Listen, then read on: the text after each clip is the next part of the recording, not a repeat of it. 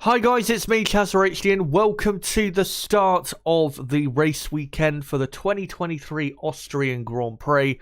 And of course, with it being a sprint weekend, we are getting right into the very important stuff, which is firstly qualifying for this weekend's race. This qualifying session coming up in, as you can see on your screen, just under 90 minutes from now, will set the grid for the race on Sunday. So very important, this session coming up. We have already had a practice session. Practice one finished about an hour ago. Was held in quite good conditions, hot and sunny. No real threatening clouds around. And looking at Formula 3 qualifying at the minute, weather looks about the same. I will check the weather again in just a moment, or I might as well check it now just to see exactly how it's faring. But yeah, looks like it's probably going to remain dry, I would say, for qualifying today. Let me just have a quick look. Yeah,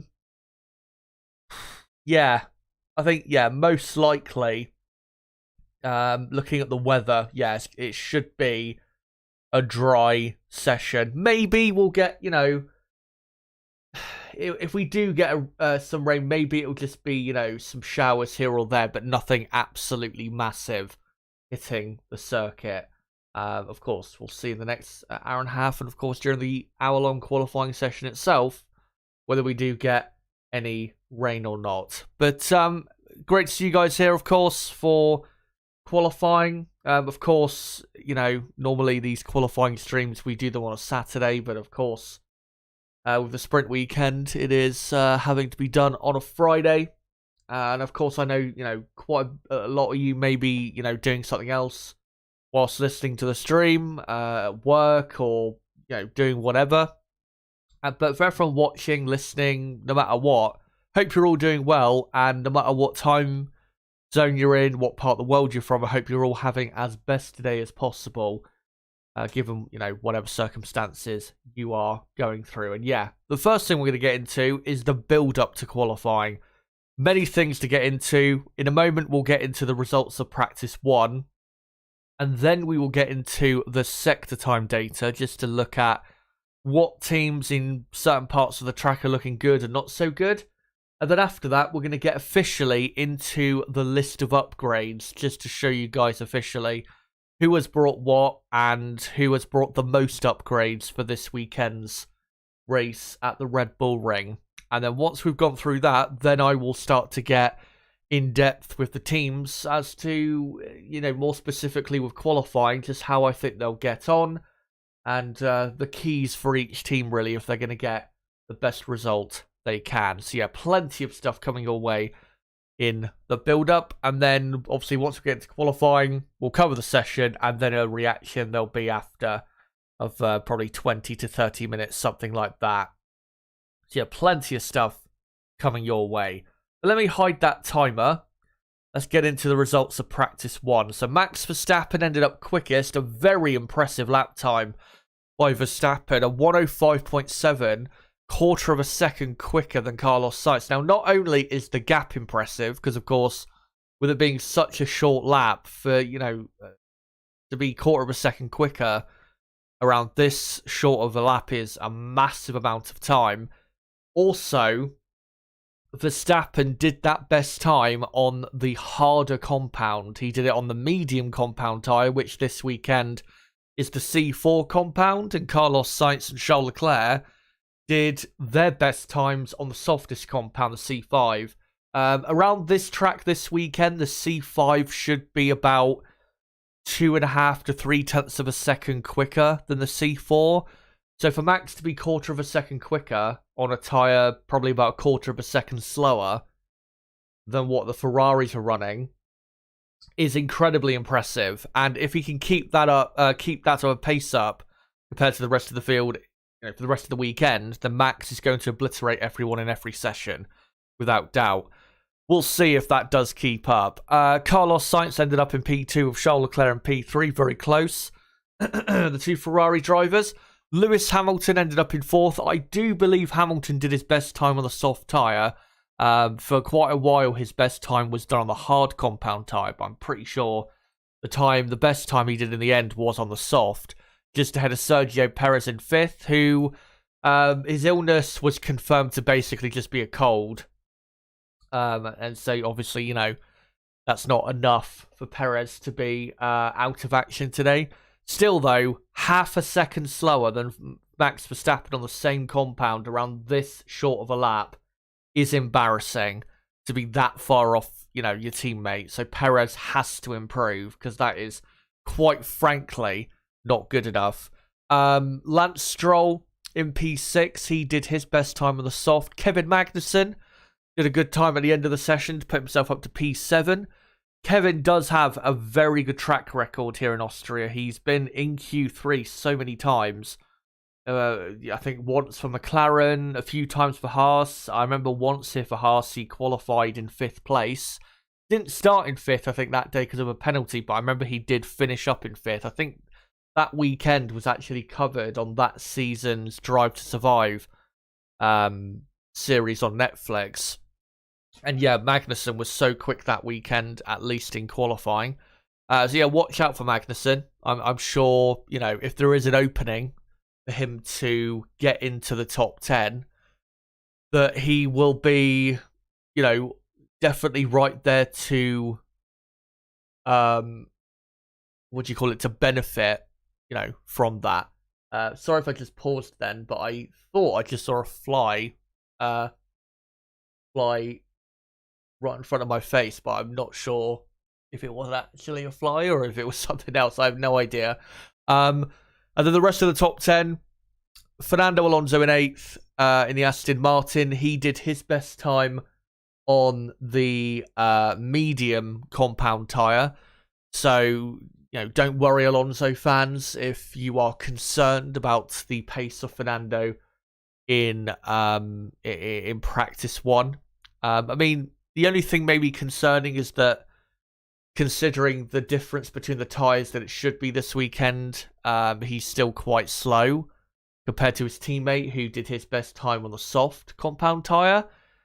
But I think also the best time Alonso did in the session was done quite a bit earlier in the session than Stroll did his time. So Stroll would have had access to more rubber on the track and obviously more grip that way. So yeah, I don't think, I don't think Alonso, what he did necessarily in practice 1 is, what his pace is like this weekend. And then the rest of the top 10, George Russell in P9 and Zhou Guanyu in P10. Very surprising that, that George Russell was so slow in practice 1. Nearly half a second slower than his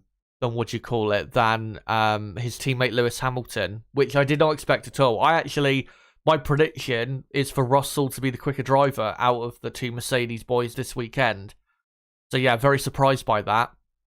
And then completing the top 10, good to see after my criticism really yesterday.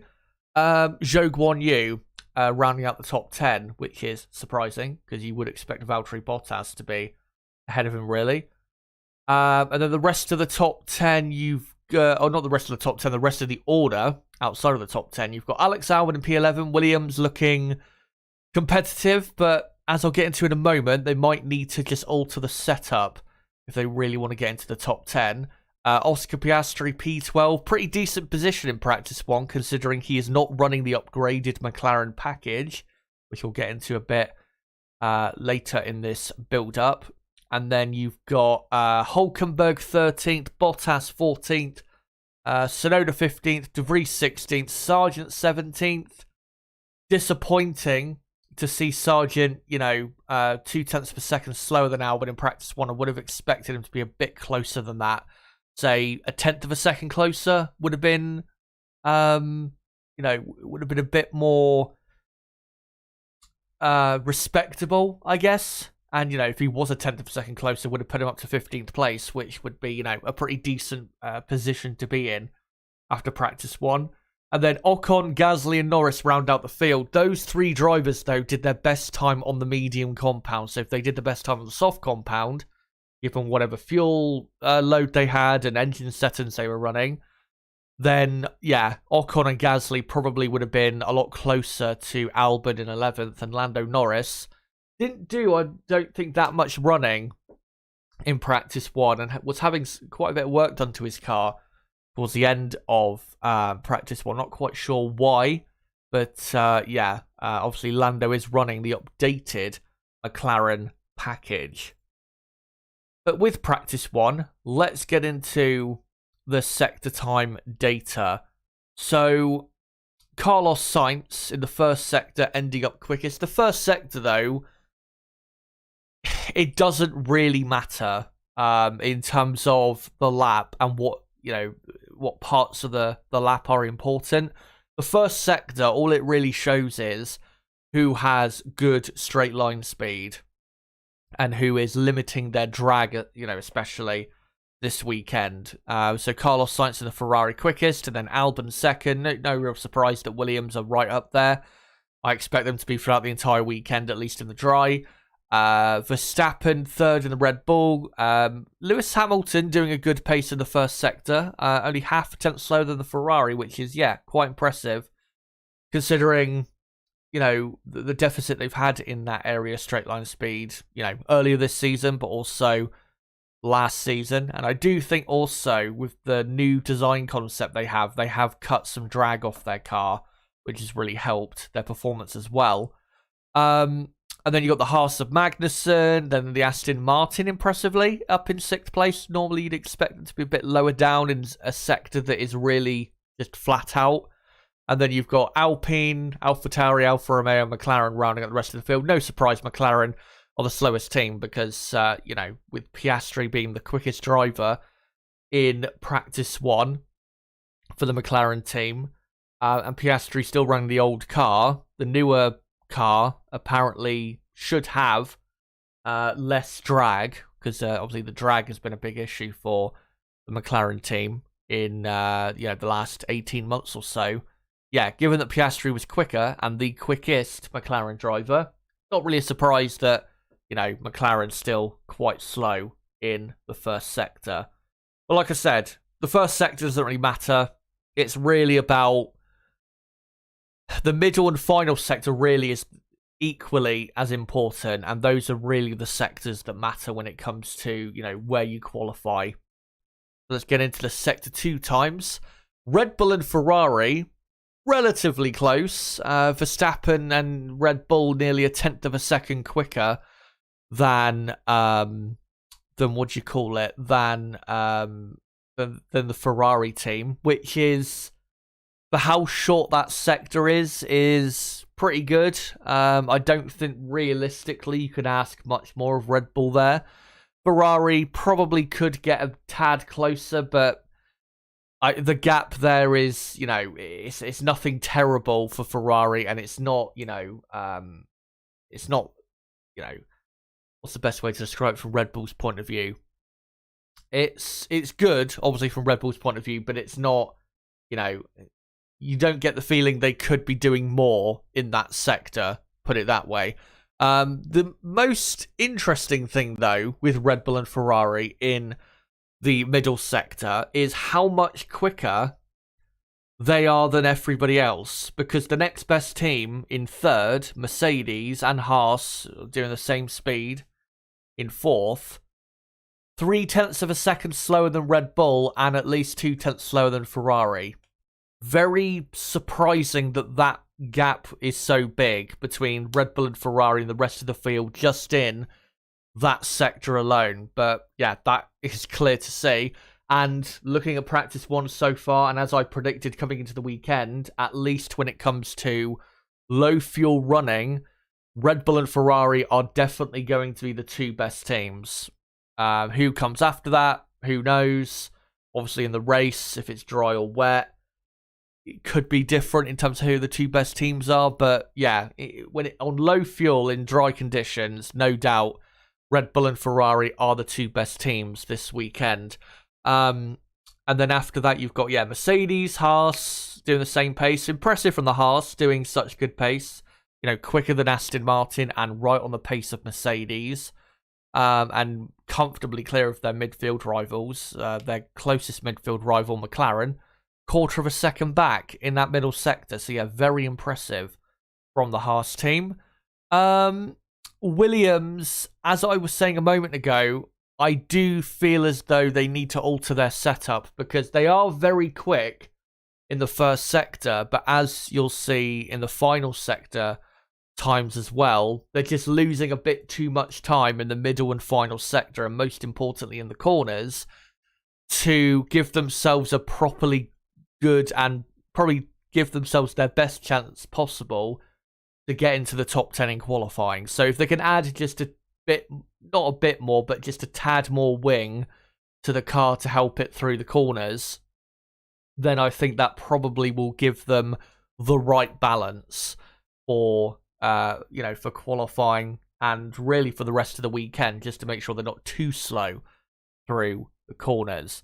Alfa Romeo, AlphaTauri and Alpine rounding out the rest of the field. Of course, with Alpine, both cars did their best times on the mediums, so that's why they're not very quick in any of the sectors. But yeah, Red Bull and Ferrari in the middle sector are clearly miles better than any other team. That is, not up for debate, really.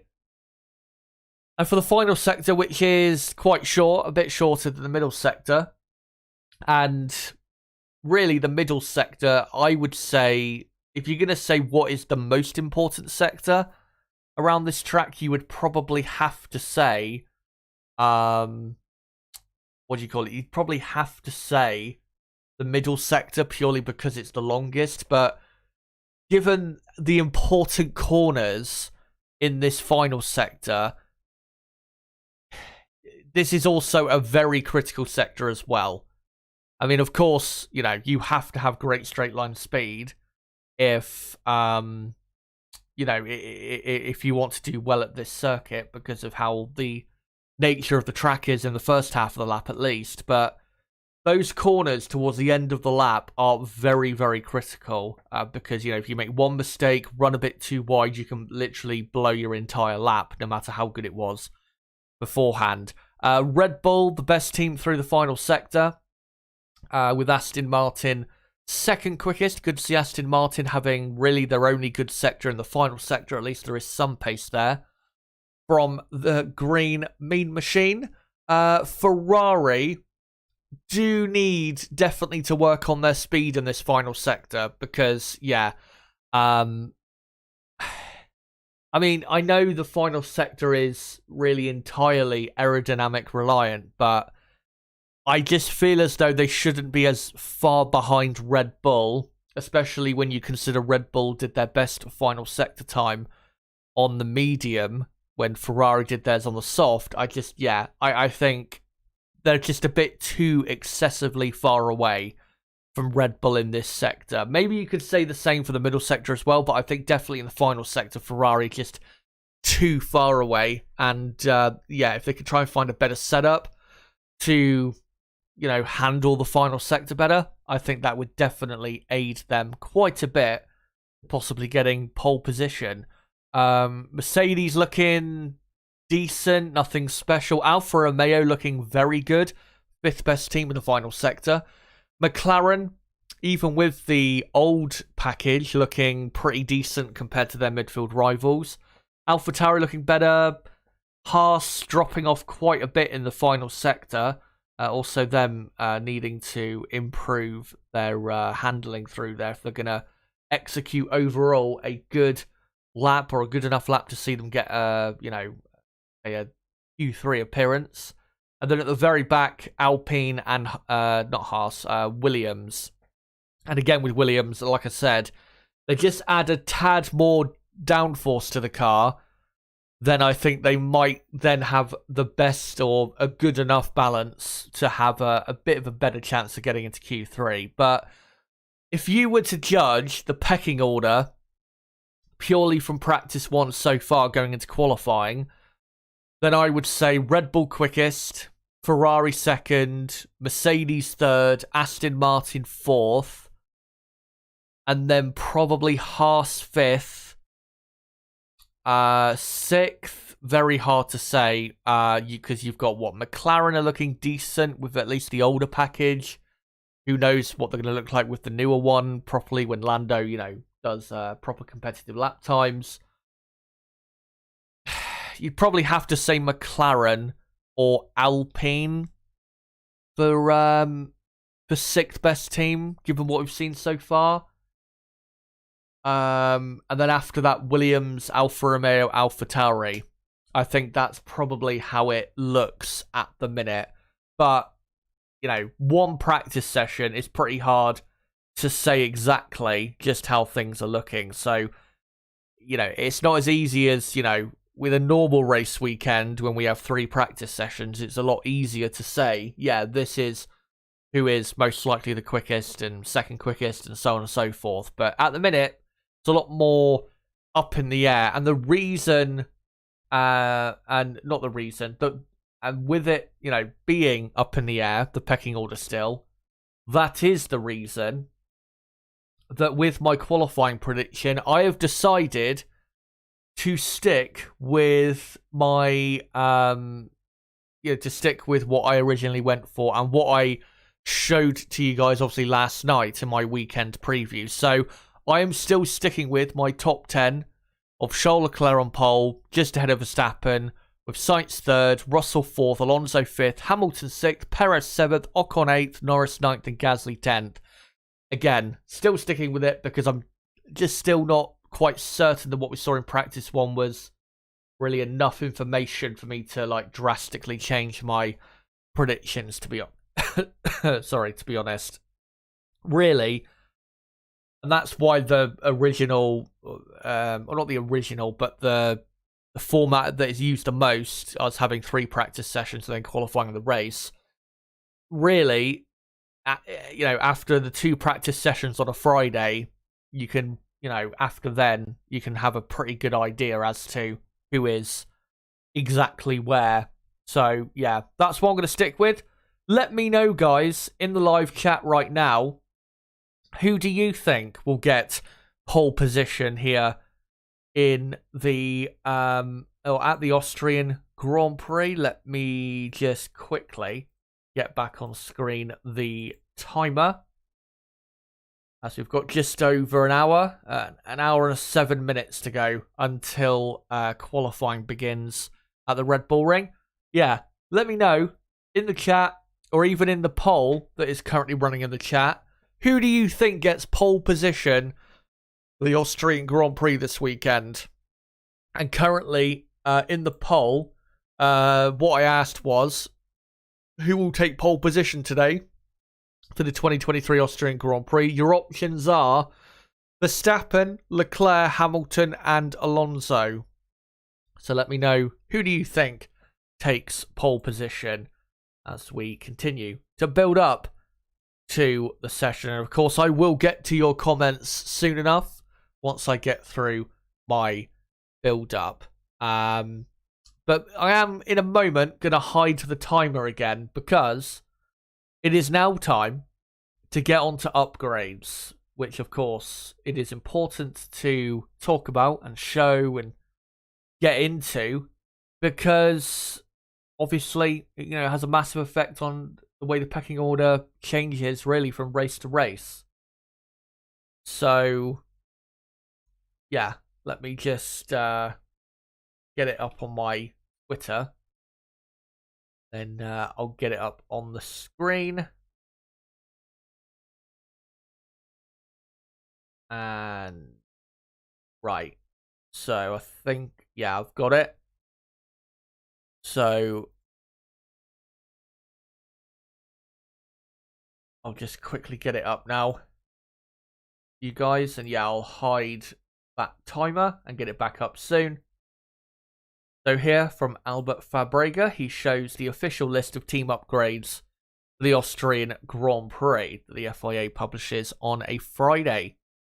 So starting with Red Bull, they have a new rear suspension.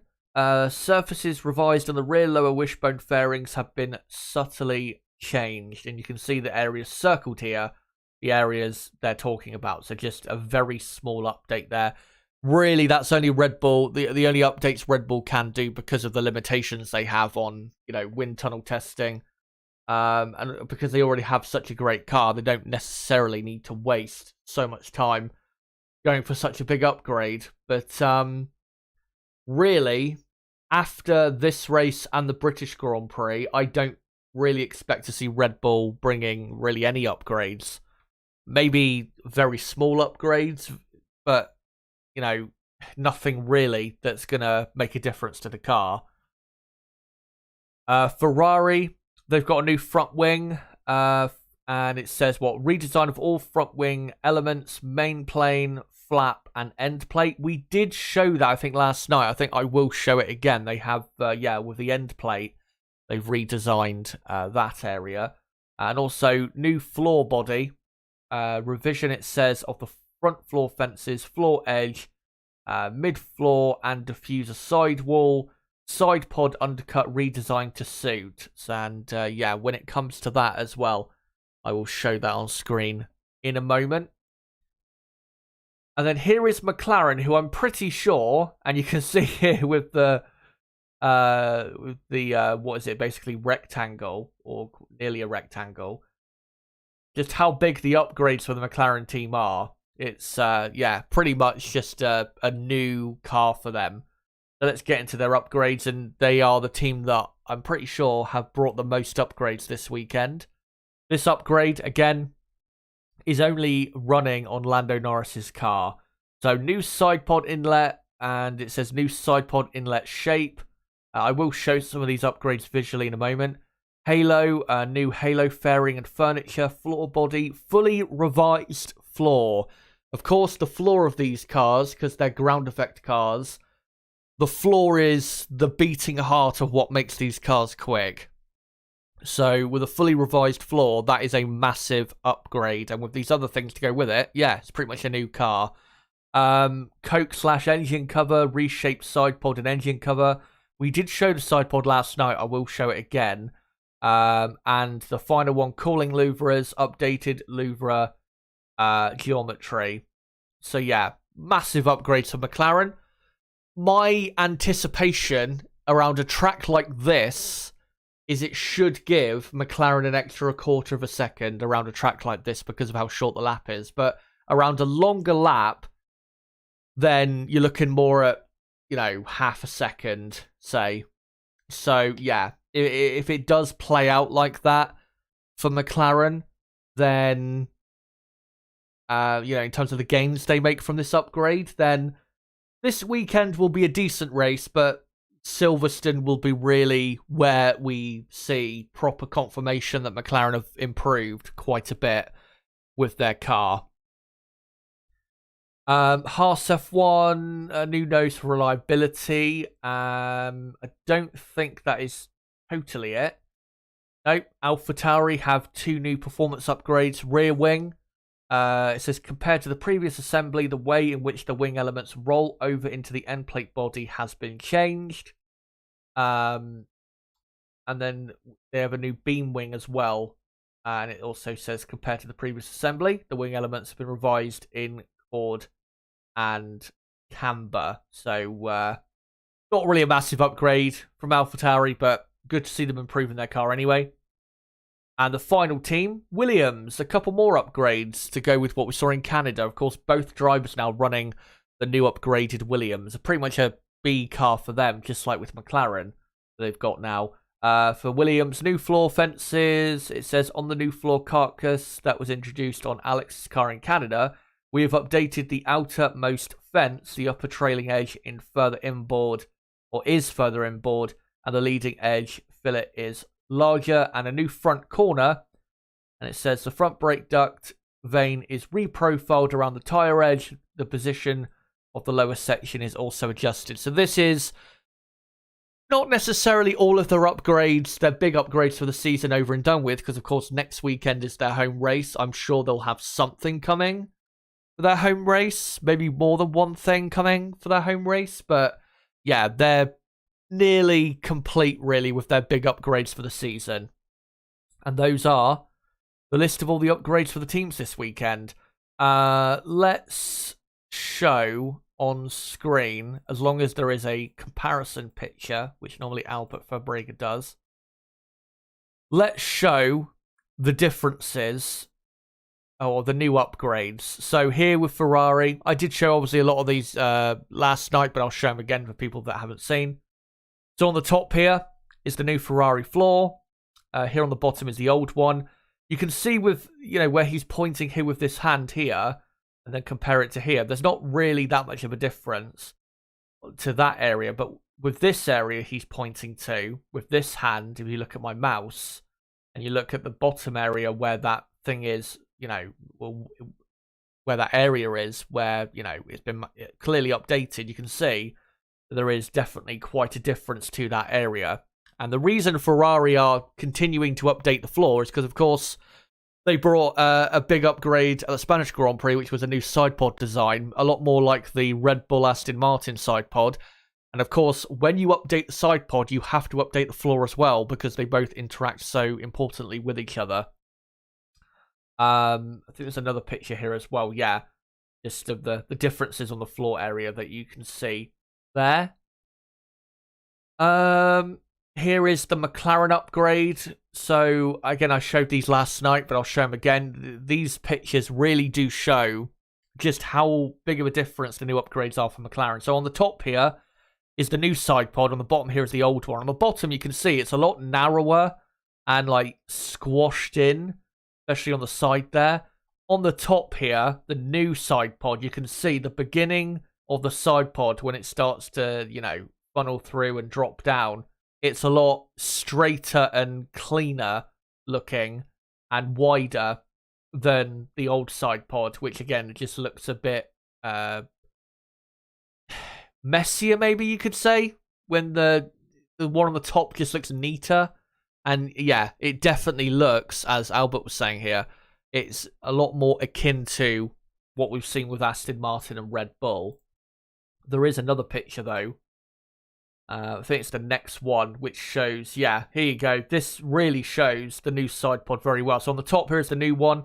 On the bottom is the old one. On the bottom you can see, it goes down in a way that is, it's straight-ish, but it's not as straight going down as the new side pod. And this new side pod you can see on the top, very similar to the Aston Martin side pod we saw in Bahrain at the very start of the season.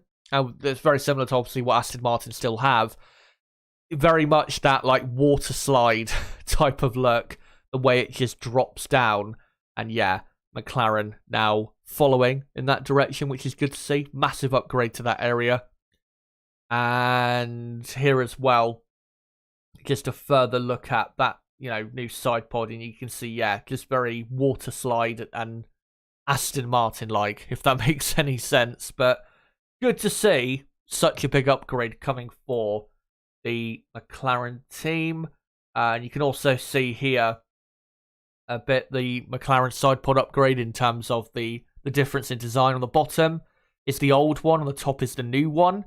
On the bottom, you can see, yeah, it's not quite as straight, and it is, not as similar to the Aston Martin and the Red Bull. But on the top, yeah, just a lot more straighter and neater with how it goes down towards the floor, and a lot more like the best teams on the grid. So good to see that McLaren have made those upgrades, and yeah, around this track this weekend, and I'll just try in a moment and get the timer back on screen. Yeah, this weekend, those upgrades shouldn't have an absolutely gigantic improvement for McLaren, because, again, it's a short lap here. It's not really a track where you can really show off your aerodynamic qualities or improvements on the aerodynamic side.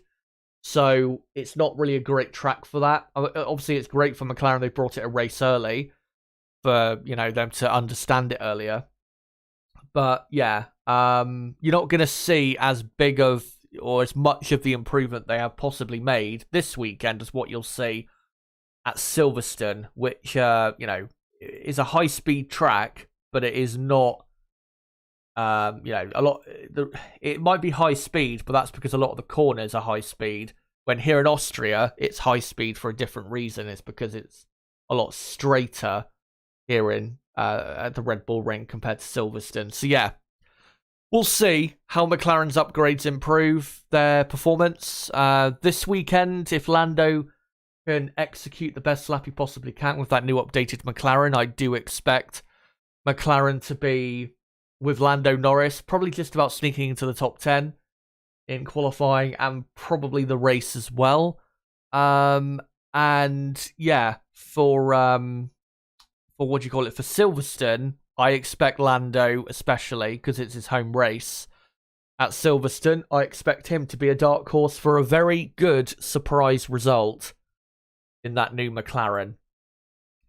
Yeah, we'll see, of course, what improvements or, how those improvements work out for those certain teams.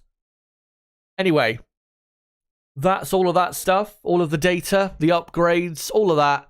It is now time to get into the teams in depth and get into the keys for the session for every team and just what each team really needs to do if they're going to get the result really they should be getting considering their car. And then, of course, after that, we'll get into your comments in the live chat as we build up to the session. Currently, by the way, when it comes to the weather, currently watching the F2 qualifying session. There's about 19 minutes to go in the qualifying session. Still, mostly sunny, looks pretty warm, so I don't think we're going to see any rain in qualifying. And if you actually look at the weather forecast, or at least the weather forecast I was looking at on BBC Weather, the chance of rain drops, from now until the end of the day, just continuously drops. So if right now it's, the weather that it is, then I don't see really how it's going to rain. As currently, Victor Martin's on pole position, ahead of Jack Doohan. Like I said, I'll let you guys know who ends up where in F2 qualifying. Of course, just to let you guys know, I will be covering the F2 sprint race tomorrow. That's actually the first thing we're going to be doing in tomorrow's stream, is doing the F2 sprint race, and then we'll be getting into building up to and watching along the F1 sprint race. You may be thinking, oh, Chaz, why aren't you doing a watch along for sprint qualifying? It's because I don't want to get up that early in the morning for something that, I dislike quite a lot.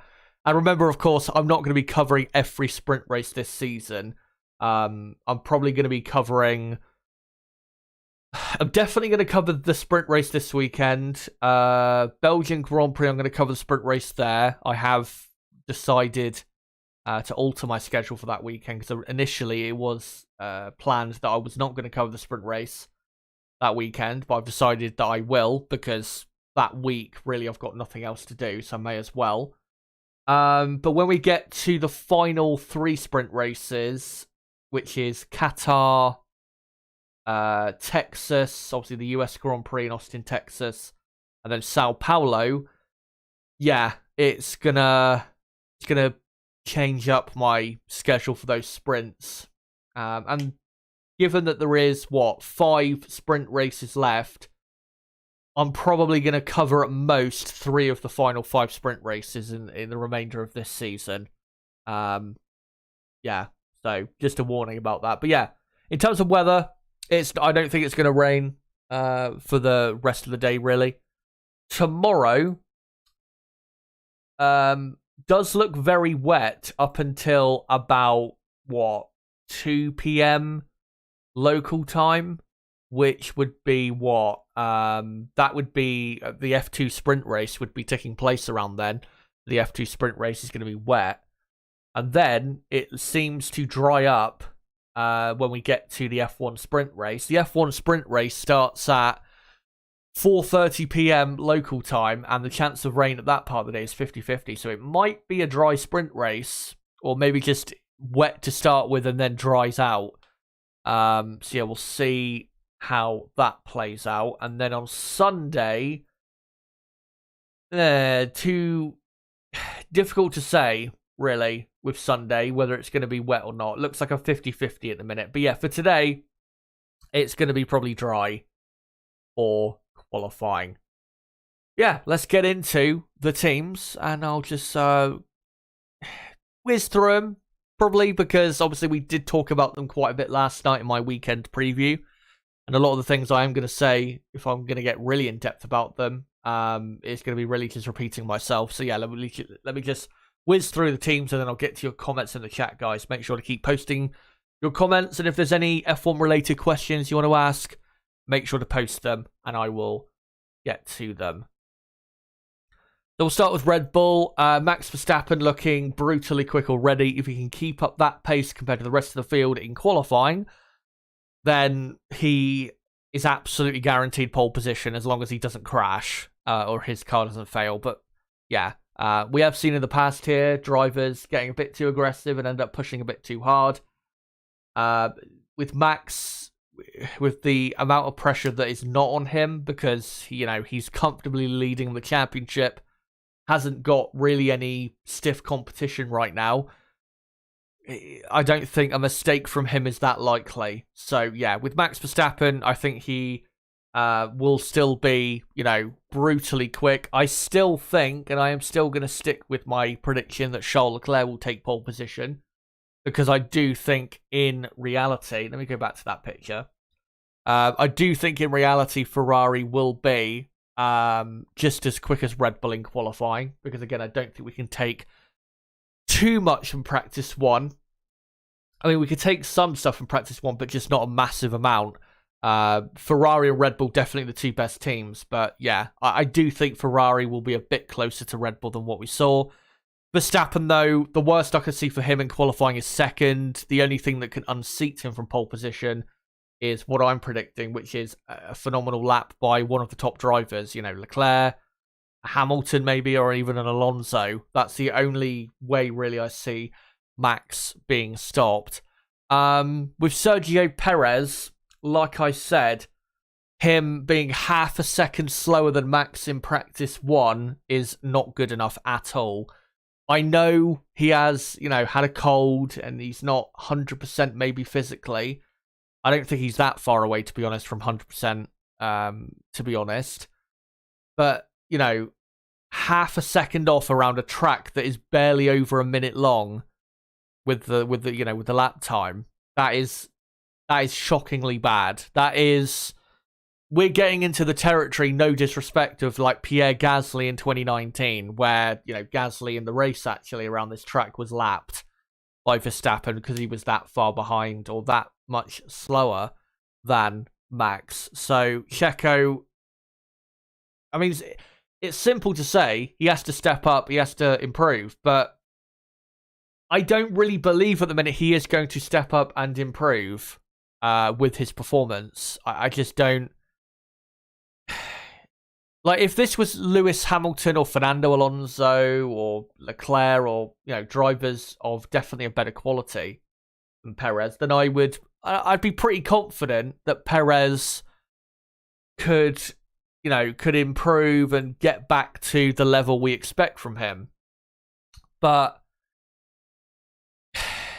just with the way he's been in the last few races and how he just hasn't gotten out of this really bad rut of form, I just don't see at the minute him getting out of it until really when he gets out of it will be, a surprise essentially to us. I mean, it will happen at some point. He will break this bad spell of form and get back to what we saw at the start of the season, which was him, securing 1-2s for Red Bull, even maybe winning a race or two for the Red Bull team. He will get back to that.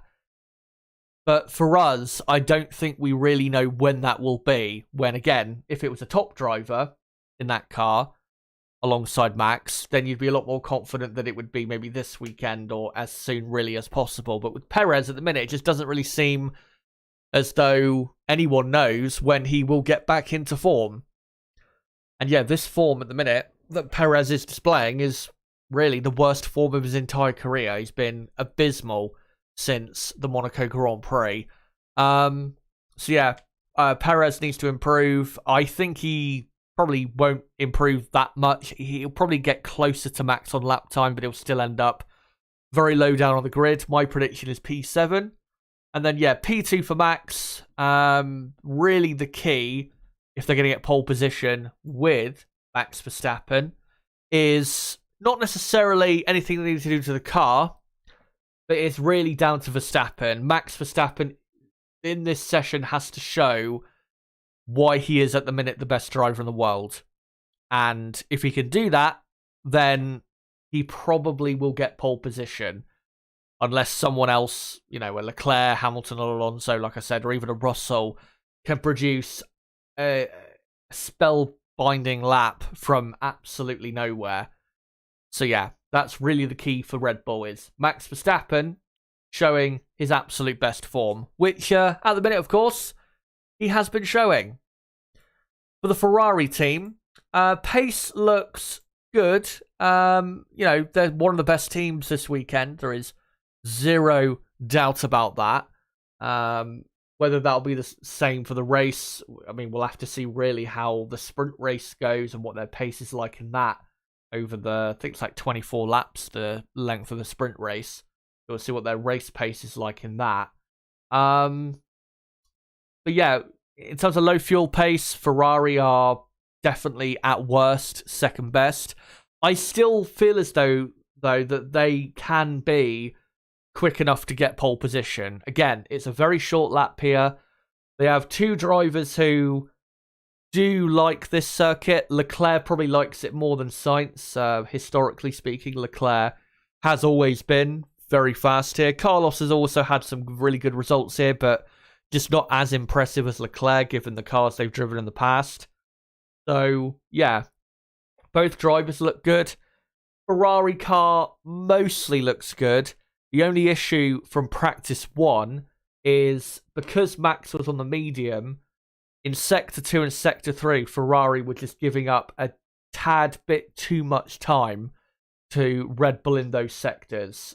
Because once you do the tyre correction in the middle and final sector, Red Bull are clearly much quicker than Ferrari, which simply cannot be the case. They cannot be losing that amount of time to Red Bull in those parts of the track. So really the key for Ferrari is two things. I mean, they're really to do with they're really to do with each other.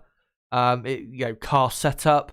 Obviously, with the car setup, if they can try and make their car a bit more grippy in those high-speed corners in the second half of the lap, that would definitely improve their performance. But, and as I was talking about with Williams, and it is a thing around this circuit, because, and this will probably take a minute or so to explain, but with a team like Ferrari, their straight line speed advantage is not necessarily because of their aerodynamic design. It's really because of their power unit. So Ferrari are a team that can afford to put on a bit more downforce and put a bit more wing on their car for their setup than other teams, because they've already got such a great straight line speed as a result of their power unit, which will always, be strong no matter what setup they've got.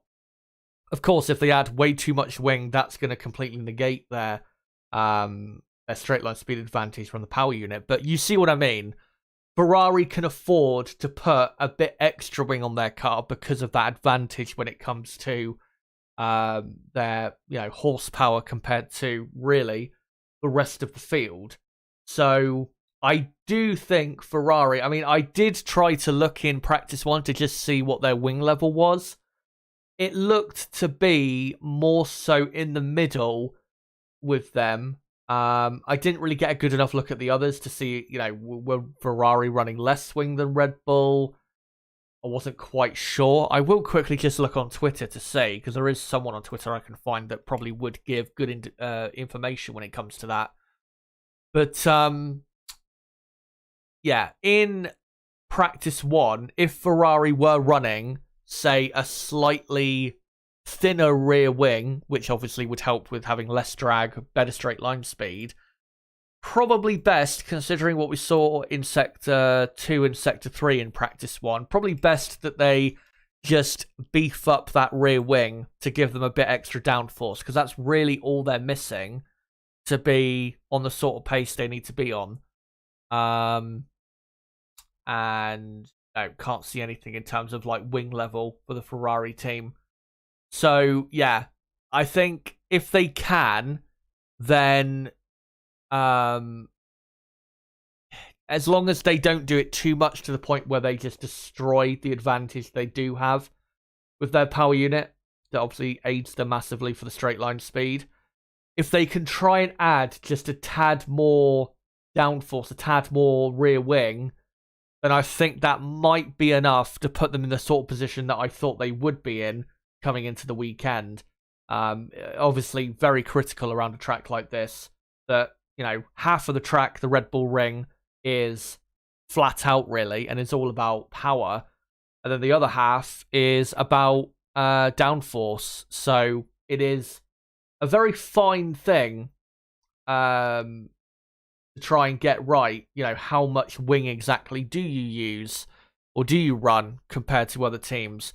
So we'll see what Ferrari do with their wing level, and we'll see whether maybe adding just a tad extra wing will be the key for them to just be a bit closer to Red Bull, to put them in a position where they could be fighting for pole position properly. Because at the minute, I mean, if the pace from Practice 1 translates itself as, Jesus Christ, there is an almighty traffic jam currently in F2 qualifying. Literally every car on the track is at the same part of the track. There's like 10 cars side by side.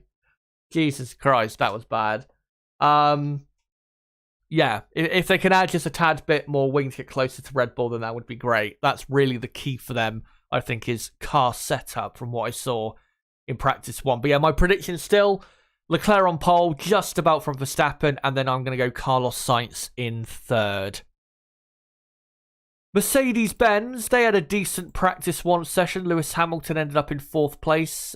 He was, for quite a while, quickest Hamilton on the hard compound tyre, which was quite impressive. Maybe that's just a slight indication as to maybe really great pace from Mercedes that they do have. I don't think really we saw enough in Practice 1 overall, though, once everyone or most people got onto the soft compound tyre. Again, I don't think we really saw enough to suggest that Mercedes can properly fight for pole position. They were still quite a way away from Verstappen and the Red Bull, and were clearly a bit, you know, away from the two Ferrari drivers. So, yeah. I think really it's safe to stick with the prediction I've got, which is George Russell to qualify 4th and Lewis Hamilton to qualify 6th. As I said last night, the reason I'm going Russell in 4th is because Russell, historically, has a great record here. Brilliant domination, I think, here in F2. I think also in GP3. And last year, in qualifying and also the sprint race, was actually better and quicker than Hamilton. So, yeah, I think Russell still will be the better Mercedes driver, despite Russell being miles off in Practice 1, which I'm not quite sure why that was the case. So yeah, I'm still going to go with Russell in 4th, Hamilton 6th for my prediction. Looking at the sector time data, I can't really see anything that... Yeah, I can't really see anything they could do to really improve their pace if what we saw in Practice 1 is genuinely where they are compared to Red Bull and Ferrari. Because if you say, you know, oh, they need to put a bit more wing on their car to be just a bit quicker in the second half of the lap where the corners are, that's great. But then they'll give up, you know, having the good straight line speed, or the better, much better straight line speed that we saw in the first sector from them, that they need to have to remotely have a hope of being competitive enough to fight for, you know, say the top 3 on the grid, never mind pole position. So I don't really think there's anything Mercedes can do with car setup. The only thing they can really do is just get out there, give it everything, and see genuinely where they are. And I think genuinely where they will be is probably, in qualifying terms, probably the third best team at the absolute best. I don't really see how they'll be on terms with Red Bull and Ferrari. I'd be quite surprised if they were able to be on terms with those teams. So yeah, we'll see whether, I'm proven wrong on that. But yeah, realistically, I think they're probably about the third best team. Maybe Aston Martin will prove to be a tad quicker, but yeah, I think most likely Mercedes, because they look to have just a bit better straight line speed compared to the Aston Martin team. Yeah, they do seem to be the third best team here from what I've seen so far, and that is, at least for qualifying, my prediction for them. Yeah, nothing really they can do with setup. We'll see what they can do in the actual session and what they will actually produce compared to Red Bull and Ferrari. And what I'm going to do next, guys, I'm going to go through Aston Martin and Alpine, the next two teams, and then I am going to, and then I'm going to post a link of the stream out in a couple places before we move on with the rest of the stream. Just letting you guys know about that. For Aston Martin, of course, Fernando Alonso, his best time was on the the medium compound tyre in practice 1, which is, like I said, around this track should be about 2.5 to 3 tenths of a second slower than the soft compound, which is, the C5 compound. Obviously, the 3 softest compounds we have for this weekend. So, yeah, when you do the tyre correction with Alonso for where he would be if he did that lap on the soft compound tyre, probably would have been on the pace of Lance Stroll, which is not great, is it? Because normally Fernando is not just quicker than Lance Stroll, he is much quicker than Lance Stroll. So, yeah, it's really tough to say with Aston Martin for what I've seen so far. Like, have they really got a good enough car to even really hope for a top 3 on the grid? I don't think we've seen anything that could suggest that is, really even possible. So yeah, I'm going to stick with my prediction for them. Alonso, I think, will split the two Mercedes in 5th, which would be, considering this is going to be one of their weakest tracks for the season, because a lot of the corners here and the way the track is just laid out in general, it just doesn't suit their car that much. Aston Martin definitely like the more higher aero circuits and also circuits with a lot more slower corners, which this track doesn't really have a lot of. Only 2 or 3 maybe. Yeah, if they can qualify 5th with Fernando, that would be a pretty great result around what should be one of their weakest tracks of the season. For Lance Stroll, despite him looking good in practice 1, my prediction still stands. I don't think he will get into Q3 because I don't think his form will change. His form is very dependent on really, in terms of not his form, but how he does at certain races purely depends on how good he is at those tracks. He doesn't really ever have form, does Lance Stroll, if that makes any sense. He does well at the circuits that he likes. He doesn't do well at the circuits that he doesn't like. That just tends to be how it works out with him. This isn't really a circuit that he likes that much. It's not a terrible circuit for him, but it's not anything, like, Monza, Baku, places like that where Lance has been, consistently very quick. So, yeah, I think Lance will miss out and end up outside of the top 10. But yeah, Alonso, I'm going to go in P5. And quickly with Alpine, because in practice 1 they did their only lap times on the mediums, it's hard to say really where they are compared to the rest of the field.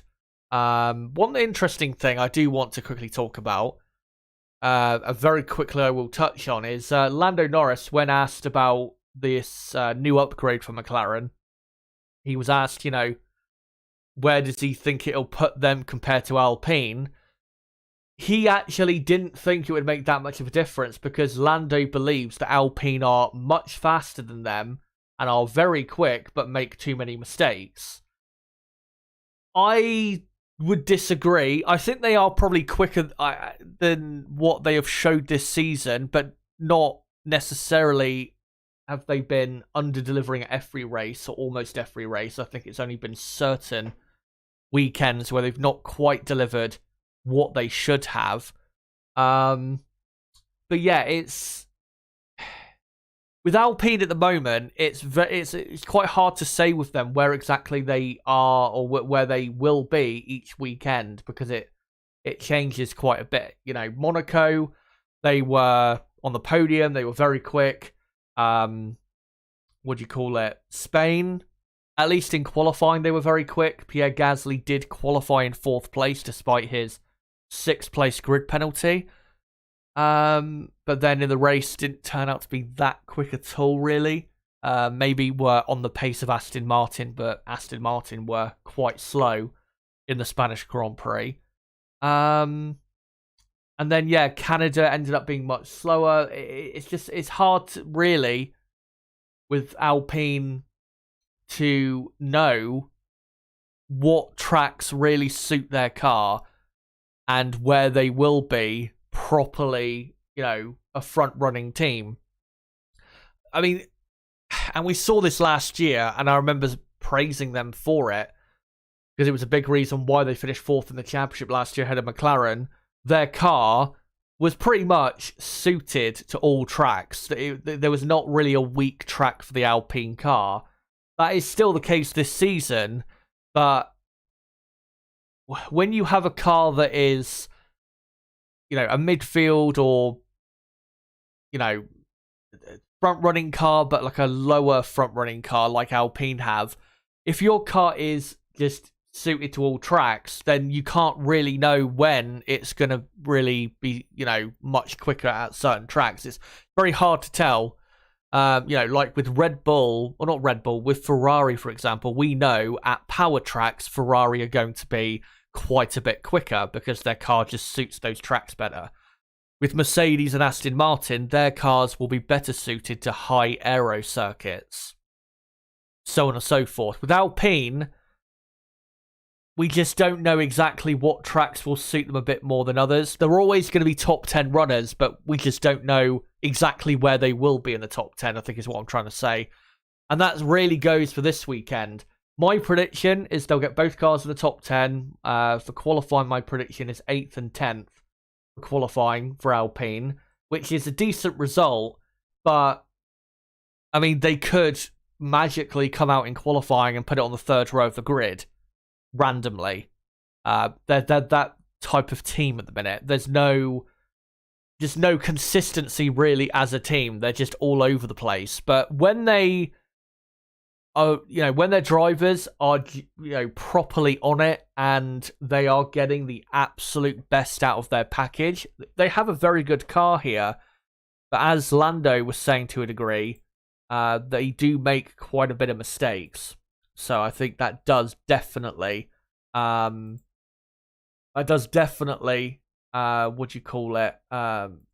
a role in why Alpine have not maybe had as many points this season as what they should have had.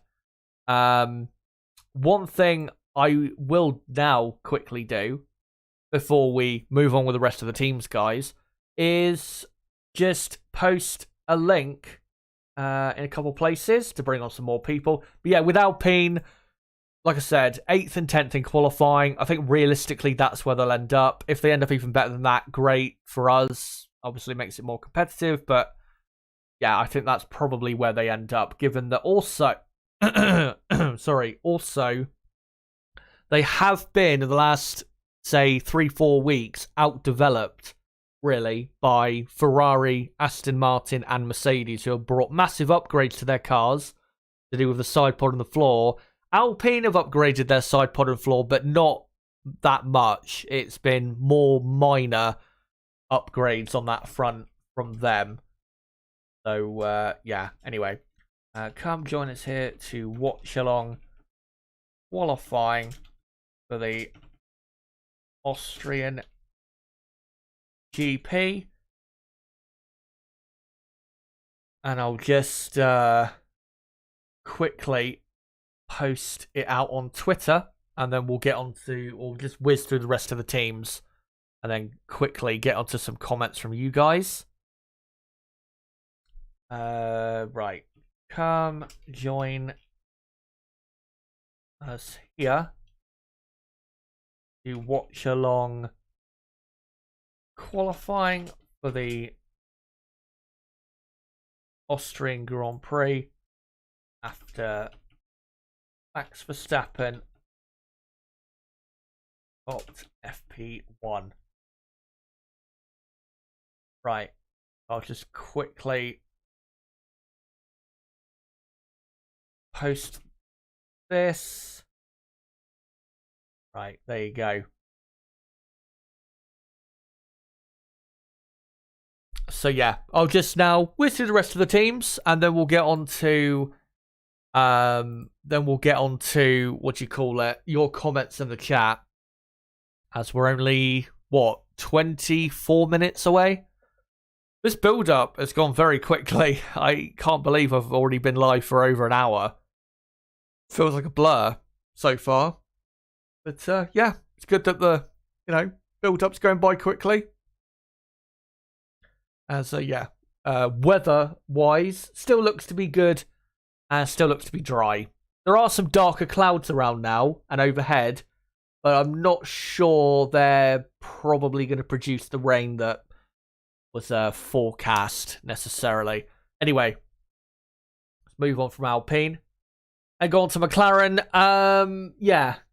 Coming out of practice 1, it's really hard to say where McLaren sits so far, because Piastri was in P12, only a few hundredths of a second slower than Zhou in P10, so Piastri not that far away from being in the top 10, and quite impressive pace from Piastri in the old McLaren car, given just how many upgrades obviously the new McLaren car has with Lando Norris. So for him to be in P12 so close to the top 10 is quite a good omen for Lando this weekend in the updated car. But my expectation still is that we will see from Lando and McLaren an extra quarter of a second say gain from these upgrades, and that will be enough, given also that Lando is incredibly fast around this circuit. This is arguably his best track on the calendar, best track in the world. Should be enough to see Lando in the top 10. With Oscar Piastri, realistically, I don't think, because he's running the old car, I just don't think realistically he's going to be in the top 10. I think, so 13th, something like that, would probably be a realistic, good starting position for the race. But top 10 I just don't see for Piastri, because he's obviously not running the new updated McLaren that he will have access to, obviously, at Silverstone. But Lando Norris, I'm going to go for in the top 10. My prediction is P9, splitting the two Alpines. I do have a feeling, though, that if McLaren continue the impressive pace so far this weekend, that maybe Lando and McLaren can out-qualify both Alpines and maybe cause a surprise and maybe out-qualify an Aston Martin, or maybe both Aston Martins, if Aston Martin turn out to not be that quick. We'll see. Lando, as we've seen, we saw this especially in 2021, even to a degree in 2022 as well. Lando, in qualifying, does have a habit of out-qualifying front-running cars in a midfield car quite often, and just producing pace that you didn't think possible. So, watch out for Lando Norris. Of course, almost got pole position here 2 years ago in the McLaren. He was only, I think, a few hundredths of a second slower than Max Verstappen in the fight for pole position. So, Lando, incredibly fast here. And let's hope that McLaren do show the improvements I'm hoping for. Because if they do, then just makes this season even more interesting. For Alfa Romeo, they look decent so far. Zhou ending up in the top 10. I think that might be a bit more to do with him doing his best lap right at the very end of the session when there was a lot more rubber on the track, therefore grip. Still, though, good result in practice 1. Let's hope he can keep that up and end up somehow quicker than Bottas, which would be very impressive around a track like this, because this is, on the calendar, Valtteri Bottas's best circuit, probably. So that would be an incredibly impressive result if Zhou was to end up in the top 10, of course, but just even ahead of his teammate. That would be a very impressive result for Zhou. Realistically, though, I don't see Alfa Romeo as top 10 contenders. I just think McLaren and Alpine will be, overall for the lap, just a bit too good for them. And also Williams, I expect at least one of their cars to be ahead of Alfa Romeo as well. And of course Haas, who are looking pretty quick. I expect to be quicker, at least in qualifying trim, compared to Alfa Romeo. So yeah, realistically, I can only see them getting one car into Q2. I don't see a top 10 result for them, really.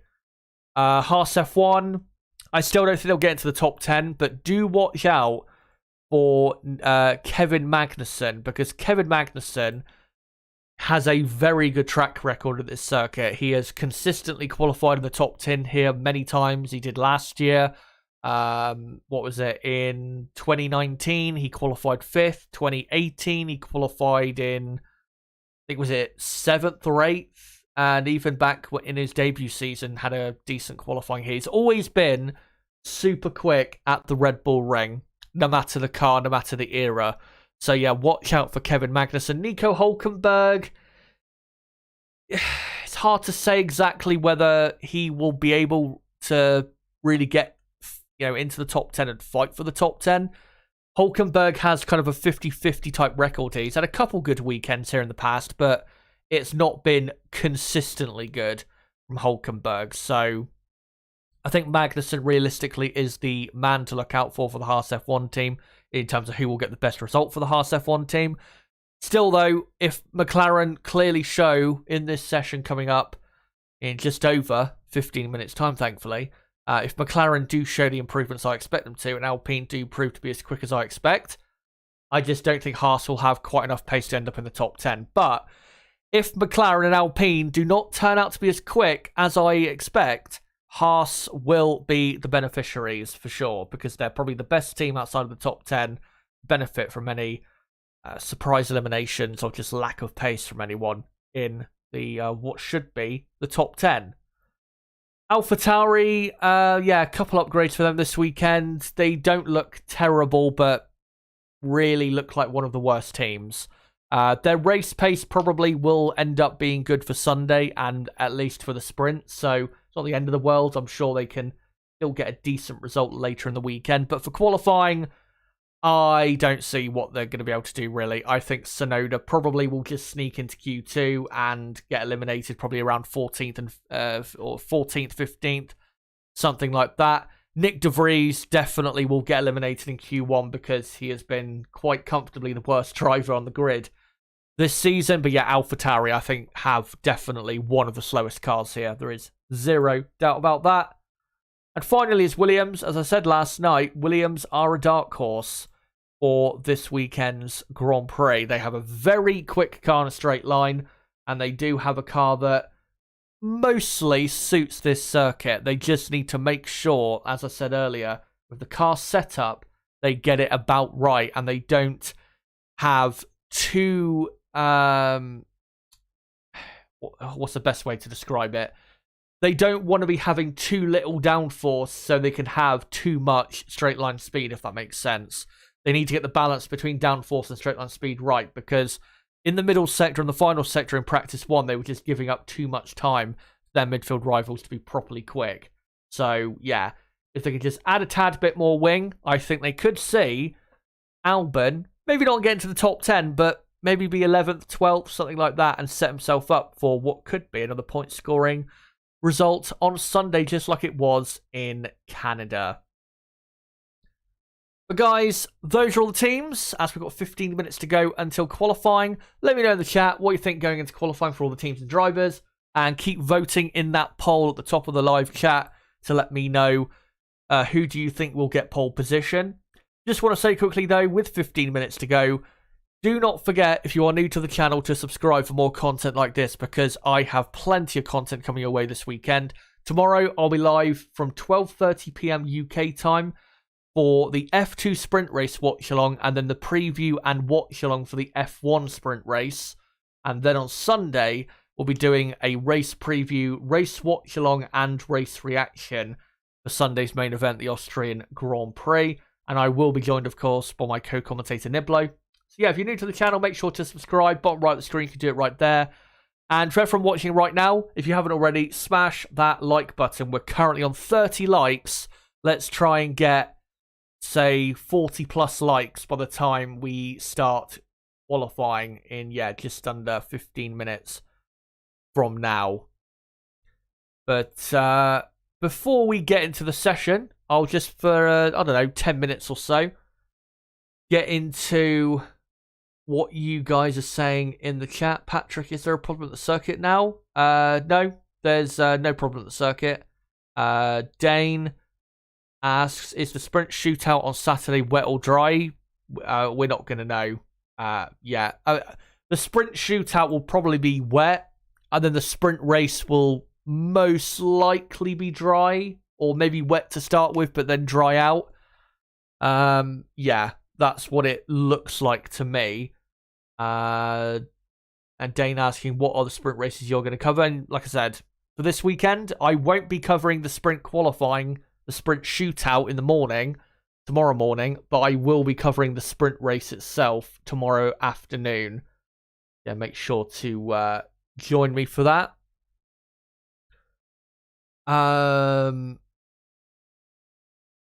Let's find some other comments, good comments here if I can.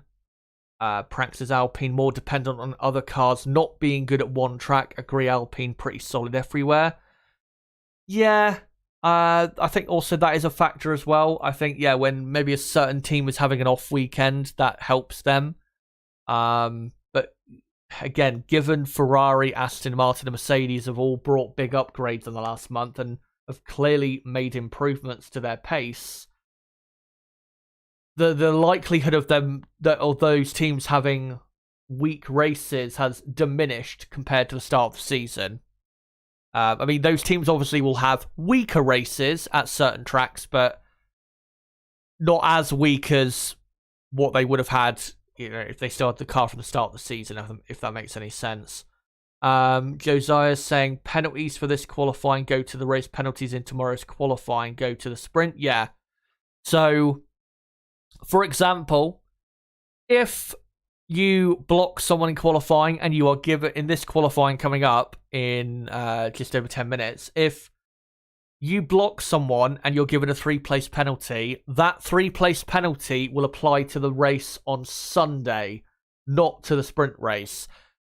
If you block someone, though, in the sprint shootout qualifying session on Saturday morning, which obviously sets the grid for the sprint race, then that penalty would apply only to the sprint race later that day, just to clarify.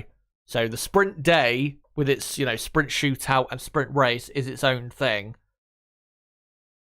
And Prank saying with the sprint races, gives away race strategy, in my opinion, dilutes race. I was open to the idea, I just don't like it. Yeah, I mean, really, with what you described there, that's pretty much why I don't like it. Because it spoils what we're going to see in the actual race. I mean, obviously, if, you know, the actual race turns out to be wet, or the sprint race turns out to be wet, and the race on a Sunday turns out to be dry, of course, it's going to play out quite differently. But if it's a dry sprint and a dry race, what ends up happening is with the sprint, it just plays out essentially with the race pace, how, you know, you get to see exactly who has what race pace in comparison to each other, and whatever developments take place in that sprint will play out even more so in the actual Sunday race. And that's why, for example, the sprint weekend in Baku was so boring, because we had one thing that really was spoilt from the sprint on the Saturday was was it, the people that started on the soft tyre for the sprint in Baku quickly figured out that tyre was terrible for that track. If we didn't have the sprint, and maybe some people didn't quite know how it was going to perform and started on it for the actual Sunday race, then we could have had that excitement in the actual race itself. One thing I've compared it to is it's like, imagine a film that you're really excited to see. There's a film I'm really excited to see in about, 3-4 weeks' time, Oppenheimer, which I'm really pumped for. Imagine that film, or just any film that you're excited to see. Imagine if you were spoiled and shown the first quarter of the film, or the first 30-35% of the film, and then they showed you it, and then cut it off, and then and then obviously you had to wait, I don't know, an extra day or week to see the rest of the film. It would spoil the experience of the film, and would also, when you come to watch the rest of the film, it would disappoint you, and you wouldn't be as excited for the actual rest of the film as you were for the entire film, if you see what I mean. So yeah, that's why a big reason why at the minute especially I just don't like the sprints at all.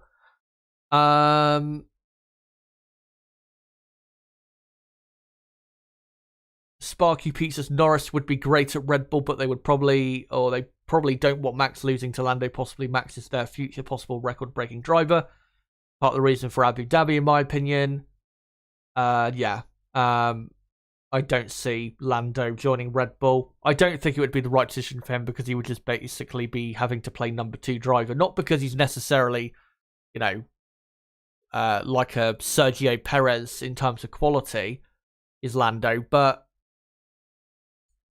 I do believe Max is better. But even if Max is just slightly better, Red Bull would give him that number 1 driver treatment, and Lando would draw the short straw. Sparky Pete also saying Perez should be replaced, in my opinion. His driving style was too different to Max's, so when they develop, the car always moves from Perez's style and he falls off. It may matter next year if competition is close. I don't think that sort of thing really really matters, to be honest. Angela Williams saying Chazza is so harsh on Checo, lol, he's like common cold hype. Well, I mean, I've had the cold. Obviously, you feel like shit, and it's not great, but, let's not act like he's seriously ill with COVID, or he has a violent stomach bug. It's just a cold, it's nothing major.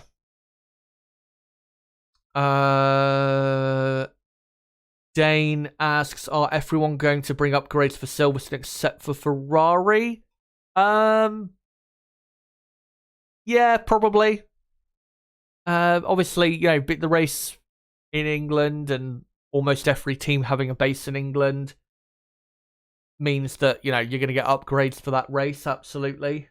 So, yeah, probably will play out like that. In terms of who brings the most upgrades, who knows? Obviously, McLaren will bring a whole host of upgrades to Oscar Piastri's car, just like they have done with Lando's car, so that both drivers have that upgrade. Mercedes have confirmed they're bringing a big upgrade to the to the British Grand Prix. I think a new upgrade for the floor, side pod, and maybe a new one for the suspension as well. Basically, just a revision of what they already upgraded at Monaco. Obviously, Aston Martin, their base is literally next door, so I'd be massively surprised if they don't bring anything. Yeah, all the teams are going to bring something, except for probably Ferrari, maybe AlphaTauri as well. We'll see, of course, how that plays out. But, right, so yeah. Thanks for those comments, guys. Obviously, make sure to keep posting your comments as we go along. Let me quickly, though, before we get into qualifying, finish up the poll in the chat where I asked you guys, who will take pole position today for the 2023 Austrian Grand Prix? 148 votes in total. Thank you for voting if you did. And you guys voted for Max Verstappen with 66% of the vote. Hamilton second with 15%. Leclerc third with 11%. Alonso fourth with 6%. I'm still sticking with Leclerc. I'm still going to stick with it. But yeah, I wouldn't be surprised at all if Max did get pole position. And yeah, make sure to keep smashing that like button if you haven't already. And let's try and get up to 40 likes or so in the next few minutes. As we're just 4.5 minutes away from the beginning of qualifying.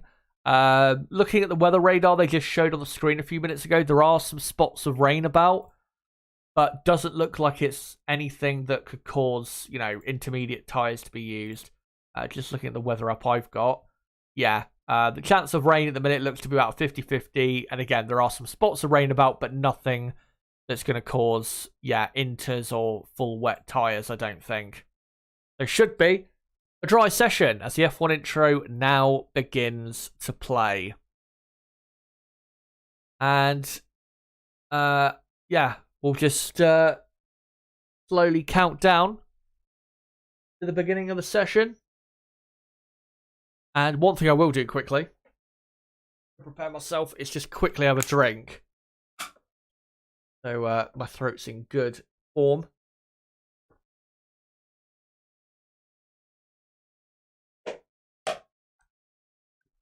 Yeah, the weather, I have to say, looking a lot better than than we all expected for today.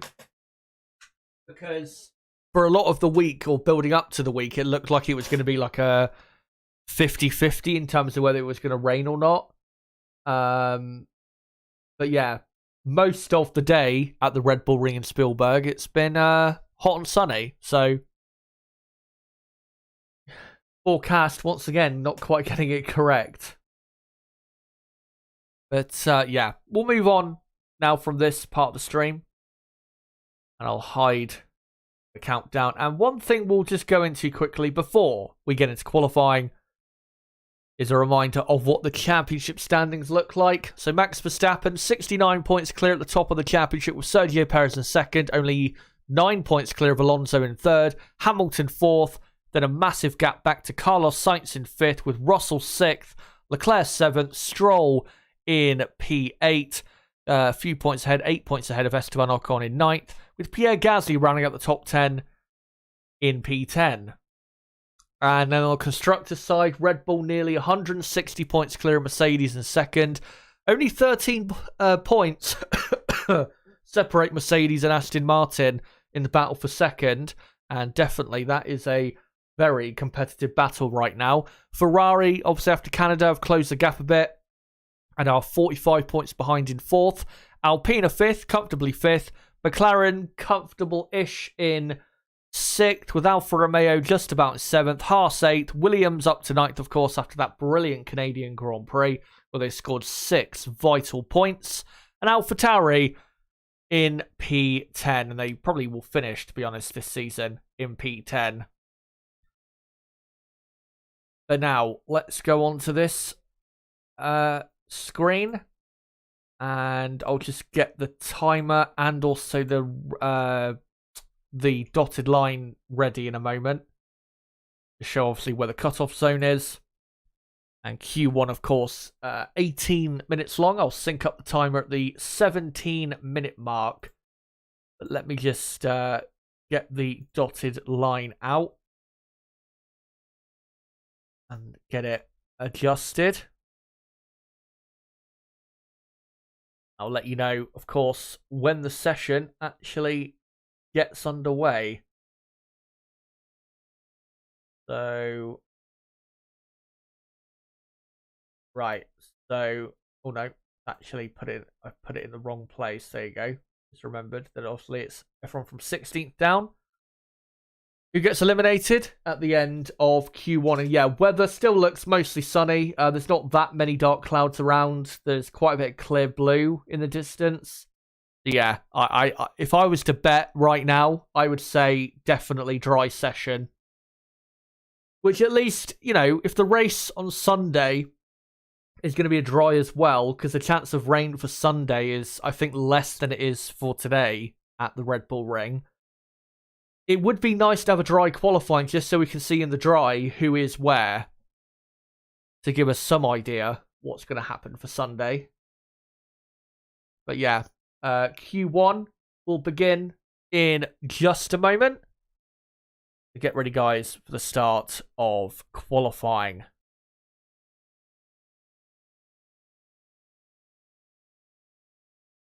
And as, Rooksfoot has posted in the chat, the air temperature, 28 degrees Celsius. And yeah, quite a warm track temperature as well. So even if, rain does fall, here or there, not necessarily going to make the track very wet because of how warm the surface is. As cars now coming out of the garage into the pit lane. And the session, by the way, guys, has started. We're about 25 seconds in. Like I said, I'll sync it up at the 17-minute mark. As everyone now piling out onto the circuit. As we're looking at the Red Bull Max Verstappen, a man who really, in the last 5 years, has dominated the Red Bull Ring. Been a couple of races here or there where he's not quite had the best weekend, but most of the time, Verstappen has been the man around this track. I remember in, hold on, let me just sync the timer up. There you go, 17 minutes to go in Q1. And hold on, let me just adjust the text there. And there you go. Yeah, the most impressive performance for me from Max obviously was the 2019 Austrian Grand Prix, where he started on the front row, had an awful start. He was almost outside of the top 10 after the first lap and worked his way back and won the race brilliantly for Red Bull. That was one of my favourite watchalongs I've ever done, and one of my favourite F1 races that I've seen in the hybrid era. It was just a classic race and just a classic day. It was, brilliantly hot. Everyone on the track was enjoying themselves. Massive Dutch crowd. It was just so great. Was one of the best races really that season.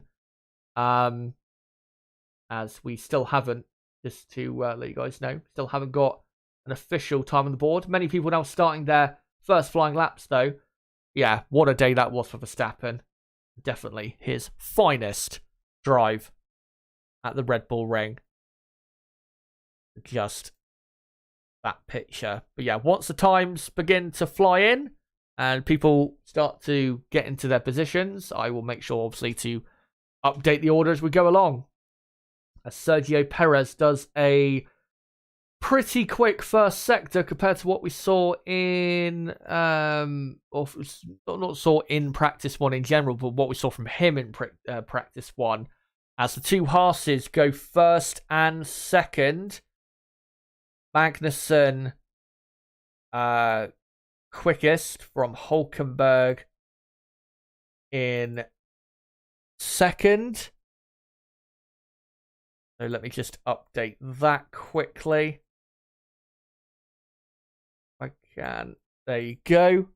And then Lance Stroll is up to third place. The two Red Bulls are about to complete their first lap time of qualifying. I'll let you know what they do. As you Stroll third. Not anymore, because Sergio Perez is quickest for Red Bull. And now here comes Max Verstappen, who did a best time of a 105.7 in practice one, and immediately does a 105.1. Brilliant from Max Verstappen. As Oscar Piastri, very impressively, goes up to P2. As here comes Charles Leclerc to the line. Only 7th for Leclerc. Not a great first lap there for the Monegasque. Obviously, was quite a bit quicker he was in practice one. He did a 105.9 or a 1:06, I think, 0. As here comes George Russell, also very slow Currently, it's Verstappen, Piastri, Perez, Magnussen 4th, Stroll 5th, and then Leclerc up to 6th, with De Vries in 7th place, with Alonso in 8th for Aston Martin. And then you've got Tsunoda 9th. And Zhou, I think, is in P10 at the minute. Yes, he is. And then the only other two representative times so far is Russell in 11th and Logan Sargent in P12. So let me just update that. There you go. So only 12 times on the board at the minute.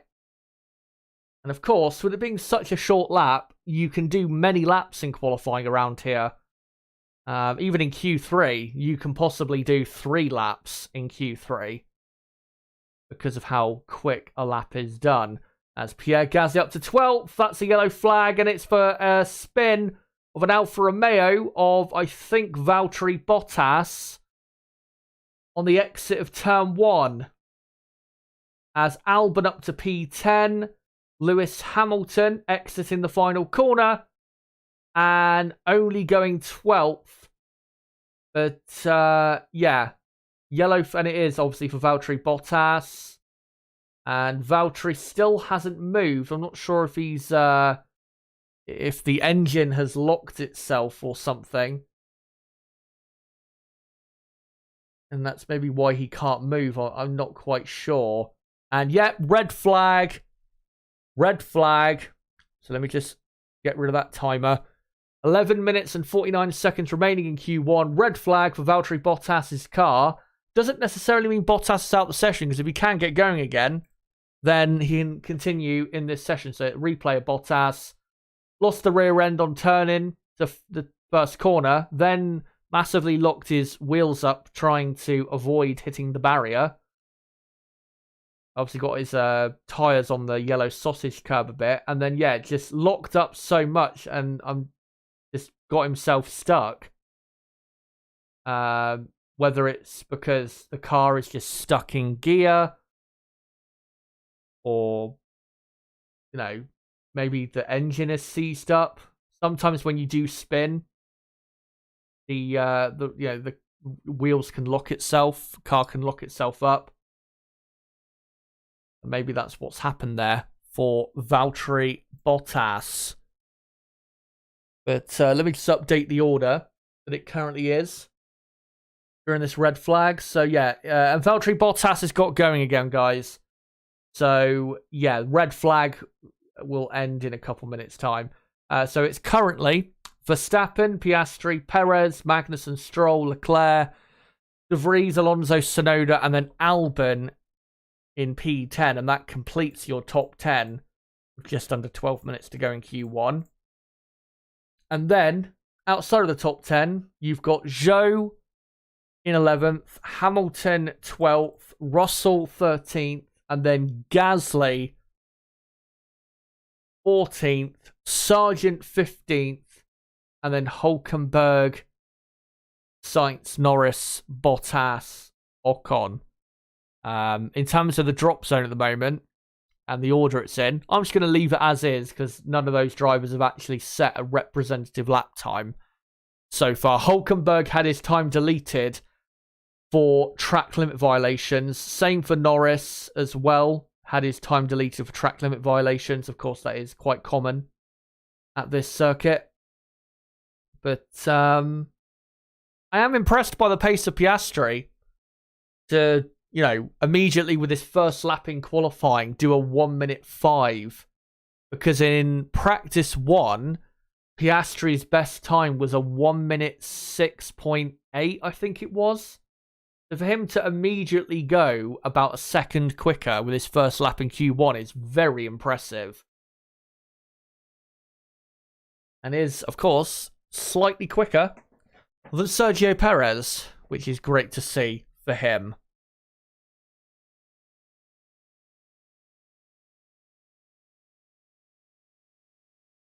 So, Ewok saying, hi everyone, oh damn, qualifying has started already. Is it Saturday? I'm so confused. It's a sprint weekend. So, of course, as the session, by the way, they've just said will resume in about 2.5 minutes' time. Yeah, it's a sprint weekend, so obviously it's Friday qualifying to set the grid for Sunday's race, and then tomorrow is the sprint qualifying and sprint race. Yeah, it is still Friday, don't worry. As, yeah, session resumes soon. And a bit of a rare mistake that from Valtteri Bottas, because, I mean, this is a track that normally he handles very well around. But, yeah, quite a basic error, I have to say, at the start of Q1 there. Something that is done quite a lot in practice sessions, I have to say, but yeah, it is still, nonetheless, a basic mistake. Yeah, once the session gets going again, of course, I'll get the timer synced up at the 11-minute mark. I'll sync it up for, as we've got 11 minutes and 49 seconds to go in Q1.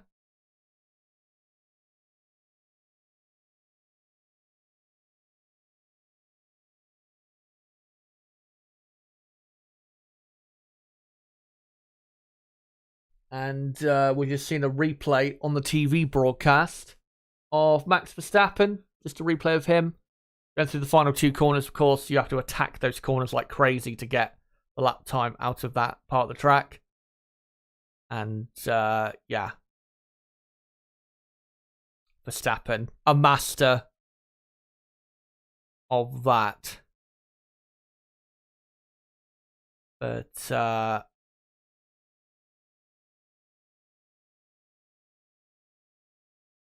just having a look on Twitter to see if there's any news I can bring you guys at the minute, but no, I can't see anything. One thing I didn't notice, apparently there was a flare thrown onto the track. Verstappen time deleted, right. So that's why they showed it then, because he just slightly went over the white line on the exit of the final corner. So Max Verstappen has some more work to do. Yeah, apparently there was a flare in practice 1 thrown onto the, well, not onto the track, but onto like the grass in between the final 2 corners, I believe. So, yeah, I didn't actually see that. I mean, I wasn't watching practice 1 that intensely, but yeah, didn't know about that. But yeah. Despite Max having his time deleted, as someone just said there in the chat, plenty of time for him, as the session has resumed, plenty of time for him to bang in another brilliant lap. So at the minute, Oscar Piastri, P1 in Q1. As the cars slowly filter out onto the circuit. And I'll sync up the timer in 3, 2, 1. And there you go, 11 minutes to go in Q1. And in the drop zone, Hülkenberg, Bottas, Sainz, Norris, Ocon, but none of them have done a proper lap time yet, so that's why they're all down there. I mean, there has been...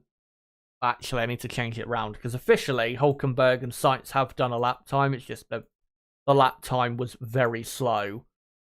So, in the... oh, hold on. Someone else's time's been deleted. Oh, Zhou and Gasly. So, Gasly and Zhou have had their times deleted as well. That's out of the blue. So, right. So, in the drop zone is Zhou, Bottas, Ocon, Gasly, and Norris. But none of them have set an actual lap time. And really, well, yeah, F1 and Lewis Hamilton has had his time deleted as well. Be great if they could notify on the screen. that the lap times have been deleted. So yeah, only the top 11 right now on the running order have actually set a proper legal lap time. Everybody else has not. As we're looking at Alex Albon here, who has done personal best first and second sector. Let's see how he does for the final sector, which should be the Williams' weakest sector, as Pierre Gasly goes up to P11 despite still being in the pit. So they must have reinstated it for whatever reason. Alex Albon improves up to 4th place. Good improvement there from Albon. This is a track that he has been pretty good around in the past. Fernando Alonso now goes quickest by nearly a quarter of a second. Alonso quickest for Aston Martin. Lando Norris now quickest on a 105.6. Lewis Hamilton now goes up to 3rd. But yeah, Norris now quickest for McLaren. Good to see him showing that good pace in the updated McLaren. Carlos Sainz goes quickest. Not anymore. Max Verstappen goes back to quickest on the exact same lap time pretty much that he did before, a 105.1. So Max Verstappen back to the top of the timesheets. And let me just update that. And then it is Carlos Sainz in 2nd.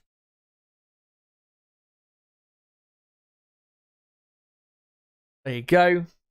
And then it is now Charles Leclerc in 3rd. So the same top 3 as it was in practice 1. And then it's Norris 4th, Alonso 5th. Lewis Hamilton is up to 6th place for Mercedes. And then it's Piastri 7th, Perez 8th. Bottas is up to 9th. That's a decent first lap after what happened in with the red flag and all. Bottas 9th. Zhou 10th. Decent pace so far from Alfa Romeo. And then you've got Russell in 11th.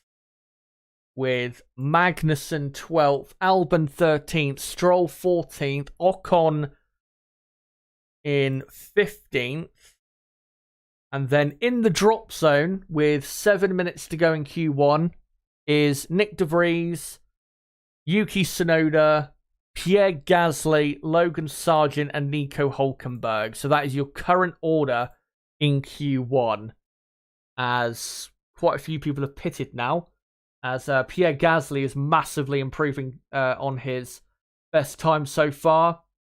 As Yuki Tsunoda improves massively up to P7 from P17. So Tsunoda comfortably now into the top 10. As Logan Sargent, where did he go? He didn't actually improve, did Logan Sargent, which is, well, very disappointing. Pierre Gasly has now gone up to 7th place. So that's a lot more like it from the Alpine man. Gasly normally, most of the time, not all the time, but most of the time has had a decent record here at the Red Bull Ring. So I am expecting a decent performance from him. As George Russell goes up only to 9th place.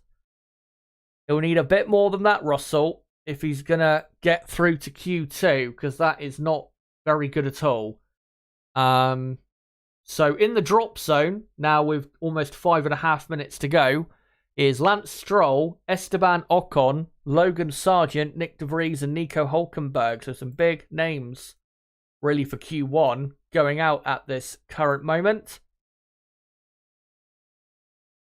But at the minute, looks as though Max and the 2 Ferraris are safe when it comes to getting into Q2.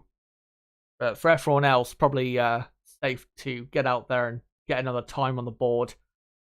As Kevin Magnussen whistles through the final 2 corners. And, that looks like it probably could be a track limit violation there. Goes up to 9th, but we'll see if he keeps that position. But that looked suspiciously like a track limit violation. As Lance Stroll as Hulkenberg improves, but only up to 15th. That's not good enough because the others behind him will improve. As Lance Stroll has not done a personal best first or second sector, but does a purple final sector and goes up to 11th as Oscar Piastri goes up to 7th place for McLaren. And yeah, Lance Stroll is up to 11th, which is not really good enough. So in the drop zone, Hulkenberg, Albon, Ocon, Sargent, De Vries. And all of those drivers, except for Hulkenberg, are in the pits right now, fueling up, getting new tyres on, ready for their final run. Sergio Perez, by the way, has got to make sure he gets this final lap right, because he's currently 13th and is very much at risk, just like George Russell and Lance Stroll, of being knocked out in Q1. As here is Fernando Alonso with 3.5 minutes to go in Q1. On his one of his final laps, as he's just completed the first sector. Not a personal best though. Norris though, just ahead of him in the order, has done a personal best first sector. I really hope Lando shows, amazing pace with this new McLaren package, because it would really make things so exciting. As Stroll gets out of the way there of Alonso, as Alonso flying through turns 7 and 8 now. Lando Norris now does a purple middle sector. And Lando will at least go up to second with this lap, as Alonso has not done a personal best first or second sector. And has a bit of traffic there. He has to deal with Piastri and doesn't improve that lap. Lando Norris, goes up to second. That should be enough for Lando to get into Q2. I don't think Alonso was really blocked by Piastri there, because I don't think Alonso had to really slow down or take avoiding action, and would have actually got a small slipstream from that. Yeah, I don't think that was much of an issue, to be honest. That's both McLarens comfortably in the top 10. And I don't think that's impeding from Piastri. I just don't think it is. As here is Sergio Perez passing multiple slow cars. Perez on what he hopes to be his final lap in Q1 that actually gets him into the next part of qualifying, as we've got 2 minutes to go now in this first part. And Perez, let's see what his middle sector is like. A 10th down, that's a lot more like it. That's pretty much the type of pace he should be doing after the first 2 sectors compared to his teammate. So as long as his final sector is good enough, this will be easily enough for Perez to be in Q2. And brilliant final sector. DRS wide open, and Perez up to second with a purple final sector as well. So Perez, thankfully, is into Q2. So we still now look at and wait to see what Stroll and Russell can do, because they are very much at risk in the Aston Martin and Mercedes respectively. As Kevin Magnussen, as I thought he would, has had his time deleted, and he is now down to 16th. So now it's Magnussen, Albon, Ocon, Sargent, De Vries in the drop zone with less than a minute now to go in qualifying 1. Alex Albon, Hulkenberg, and Logan Sargent have all done a personal best first sector. Don't know what their first sectors were like compared to each other, though. Albon, decent middle sector. Will it be enough? We'll have to see. It's only a 10.5 up on Hulkenberg. Going to be close as Alex Albon flies through turn 9 and turn 10, as Piastri and Alonso will be known further investigation for that incident of impeding, thankfully. Alex Albon goes up to 8th with a brilliant final sector, as Nico Hulkenberg up to 11th. Not sure that's going to be good enough, as the checkered flag now flies. Logan Sargent is out. He only goes 16th. That's a poor effort from Logan. Simply not good enough. Ocon up to 11th place. Kevin Magnussen, he is out. He's out in 18th. Very poor from Magnussen. Shockingly bad, I have to say. De Vries is out in 20th. And here is George Russell, the man most at risk, as Lance Stroll goes up to 11th. Can Russell comfortably get himself into Q2? Yes, yeah, just about up to P10. And that definitely will be enough. Here comes Valtteri Bottas, who goes up to 15th. Pierre Gasly goes up to 5th. Where is Zhou Guanyu? There he is. He only goes 17th. Disappointing from Zhou. Knocked out in Q1. Tsunoda also has met the checkered flag, so he is out as well. That is, I'm pretty sure, as... Who just had their time deleted? Lando Norris had their time deleted, so Lando down to 6th place. And yeah, I think I've got the order correct. So, Q1, guys, over and done with. Let me go through the drivers who have made it through to the second part of qualifying. Max Verstappen, Sergio Perez, Carlos Sainz, Pierre Gasly, Charles Leclerc, Lando Norris, Fernando Alonso, Lewis Hamilton, Alex Albon, good job by him, Oscar Piastri, George Russell, Lance Stroll, Esteban Ocon, Nico Hülkenberg, Valtteri Bottas, and knocked out in Q1, Yuki Tsunoda, Zhou Guanyu, Logan Sargent, Kevin Magnussen, and Nick De Vries. And yeah, the poor performances from that session in terms of the people who were eliminated, without a doubt, Sargent and Magnussen, very poor performance from both of them. I mean, with Albon getting up into the top 10, Logan should have been getting through to Q2. I don't think he's really got any excuse there. And with Magnussen, you know, normally so quick around this track, and then he goes and puts in a stinker. And he will start the race on Sunday from 19th. And given Haas's usual race pace, he probably will stay in 19th. If not drop to 20th. Yeah, very bad for Magnussen. But let's get ready for Q2. Obviously, 15-minute long session. I'll sync up the timer at the 14-minute mark. Let me just... what do you call it? Let me just get the dotted line out again so I can show the cutoff zone for Q2. And I think, yeah, that's... Now, let me just adjust it again. There you go. So, yeah, obviously anyone in between those two dotted lines at the end of Q2 will be out of the session. Gotta say, Russell and Stroll are really struggling. They were never quick in any point of Q1. I would be very surprised if Russell was knocked out in Q2, but given how he's looked so far this weekend, it might be something that ends up happening. Let me know, guys, in the chat. Do you think George Russell will make it through to the third part of qualifying? Henkamp says all 20 within 0.8 of a second. Wow.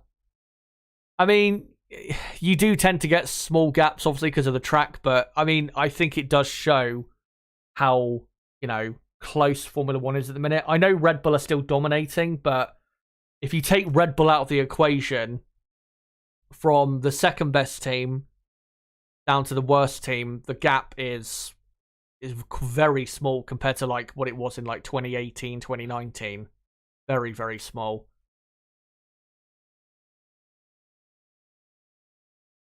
Just looking to see if there's any news on Twitter I can bring you guys. And no, can't see anything new at the minute. When it comes to Zhou as well, who was also knocked out in Q1, the reason I'm not saying yet that it's a poor performance is because this is a special Valtteri Bottas track. He's always been Valtteri incredibly quick here. if Valtteri qualifies in 15th, then I don't think Zhou's performance is actually that bad. I think there's nothing wrong with it then at that point. But if Valtteri does, somehow put it in the top 10, then yeah, then it becomes a poor performance for Zhou. Because at the end of the day, the first goal as a driver is to beat your teammate and to perform well relatively compared to that driver, no matter how good they are. So, yeah. We'll see what Bottas can do, whether he can make Zhou's performance look even worse. But really, Alfa Romeo, I don't think are that quick over a single lap. Because Bottas only barely made it into Q2. So we've got just over a minute to go, by the way, until Q2 gets underway. Good to see Alex Albon. They're showing on the TV broadcast right now. Good to see him getting into the second part qualifying. And let's see whether he can get into the third part qualifying. I think with Albon, given the Williams' good race pace and just great straight line speed and all of that, if he can get into Q3, I think he's got a really good chance of getting into or finishing in the points on Sunday. Because I don't see really, that Williams getting swamped and overtaken by loads of people. As I think the two Red Bulls are the two cars waiting at the exit of the pit lane like they normally do at the beginning of Q2. They like to get out there early in Q2 and get their, get some good laps in. Remember though, the best time of Q1, the best time of the weekend so far, obviously, a 1:05.1. So remember that when it comes to the times they do in Q2, because then you'll know who's done like a properly good Q2 time. As Q2 has now begun, green light has now gone on the exit of the pit lane. We're currently looking at Oscar Piastri. Great by McLaren, by the way, with both cars, one the new updated car and one the old unupdated car, both in the top 10 in Q1. Very impressive. As Lando Norris in the updated McLaren, exiting the pit lane now. And yeah, he looked very good in Q1. Let's see what he can do in the second part and the third part qualifying, possibly. One thing I'm very keen to see, though, if it does remain a dry qualifying, is with this new upgrade, have McLaren got rid of this drag problem, which has been their biggest area to improve on, their biggest weakness. Really interested to see after this session whether that has been improved on, because even if they just improved on that, they would gain, 2 or 3 tenths of a second. So, yeah, we'll see when we come out of this session. And we'll see, obviously, what they do in this session. But yeah, 13.5 minutes to go. The two Red Bulls will be the first two cars to set a time in Q2. And Max Verstappen will be the absolute first, as he, is almost all of the time the number one in Formula 1. And is obviously car 1. As he starts his first lap in Q2. Yeah, 1:05.1 was his best time in Q1. So let's see what he can do here. I'd be very impressed if he got, into the mid 1 minute 4s. That would be incredibly impressive from Verstappen. As Max and Perez do pretty much, or Perez actually slightly quicker than Max in the first sector. Obviously, the first sector, though, doesn't really matter. It's about the middle and final sector, really. As a very good run there from Max through turn 4. Now into turn 6. Fast left-hander. Another fast left-hander with turn 7. And then onto the exit, which is turn 8. Then into the final 2 corners. Verstappen absolutely flies through and doesn't track extend, I don't believe, and does a 1:04.9, which is a pretty good first time in Q2 to do. Perez goes second with a 1:05.0. That's very good pace from Perez, only a tenth down, maybe even less, on Max. That's a lot more like it from Sergio. Good to see. As Leclerc... where is Leclerc? I don't think Leclerc's done a proper lap time, unfortunately.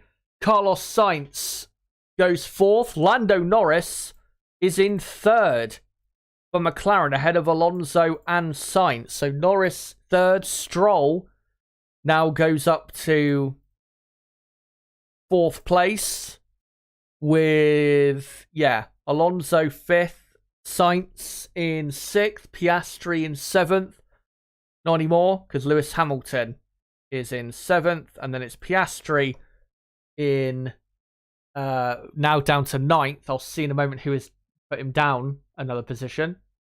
And looking at that on board from Verstappen, he might have just gone over there. Might have just track extended. As some reason they showed something weird on the screen then. But Max Verstappen, guys, has had his time deleted. Verstappen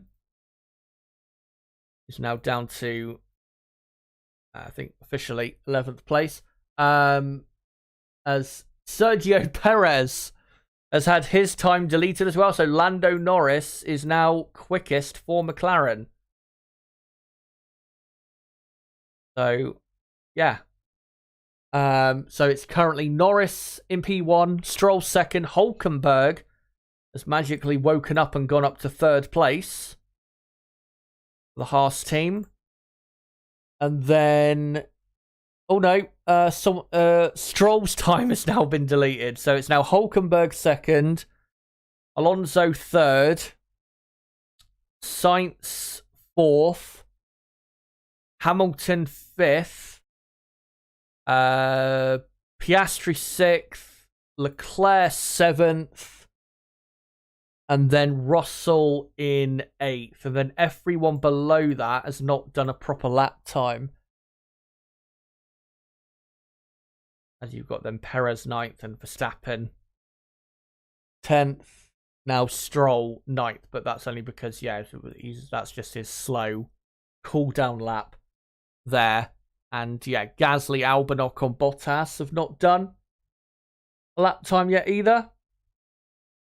So Lando Norris quickest for McLaren on a 105.0. Very impressive lap time from Lando. 3.5 tenths quicker than Fernando Alonso. That is an absolutely stonking lap time. He keeps that pace up in qualifying. Could be right up there with the Ferraris, if not quicker. I mean, I know Lando's really quick here, but, that McLaren package is really looking good with its improvements. And I might have underestimated the gains maybe they have made with that new upgraded car. As here is the Alpine of, I have no idea who. I think it's Esteban Ocon. Yes, it is. And Ocon is now flying through. Final 2 corners. Gasly's not too far behind him. And let's see what the 2 Alpines can do in Q2. Ocon up to 4th. That's a good lap. Gasly 2nd. So that's good from Alpine. Let's hope they haven't done any track limit violations. So Gasly up to 2nd. And Esteban Ocon is up to...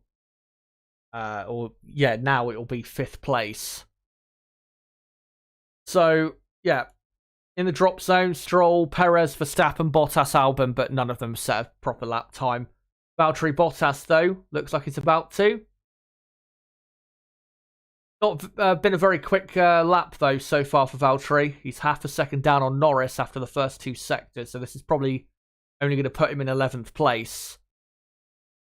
Verstappen saying, this is a joke, honestly, with these track limits. Fucking ridiculous. Those are the rules. Get on with it and, do what you can. Those are the rules. And I think we all agree with them. As Bottas actually goes quicker than George Russell and up to 10th. Russell into the drop zone now. As Max Verstappen on a new lap Perez on a new lap as well. They're both half a second quicker than Bottas so far on this lap, so they're probably going to go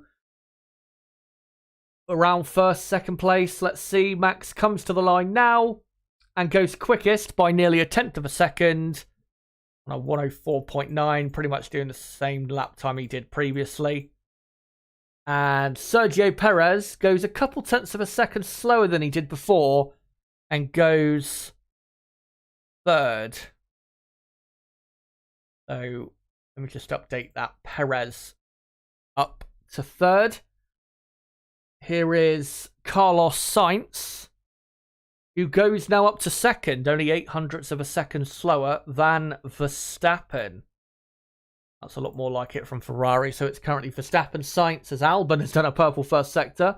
It's currently Verstappen, Sainz, Norris, Perez, Gasly, Hülkenberg, Alonso, Ocon, Stroll up to 9th, and then Hamilton 10th. So in the drop zone is Piastri, Leclerc, Bottas, Russell, Albon. Albon, though, very good lap so far and goes up to 8th place. Brilliant lap from Albon on a 105.3 as Alonso improves up to 4th place.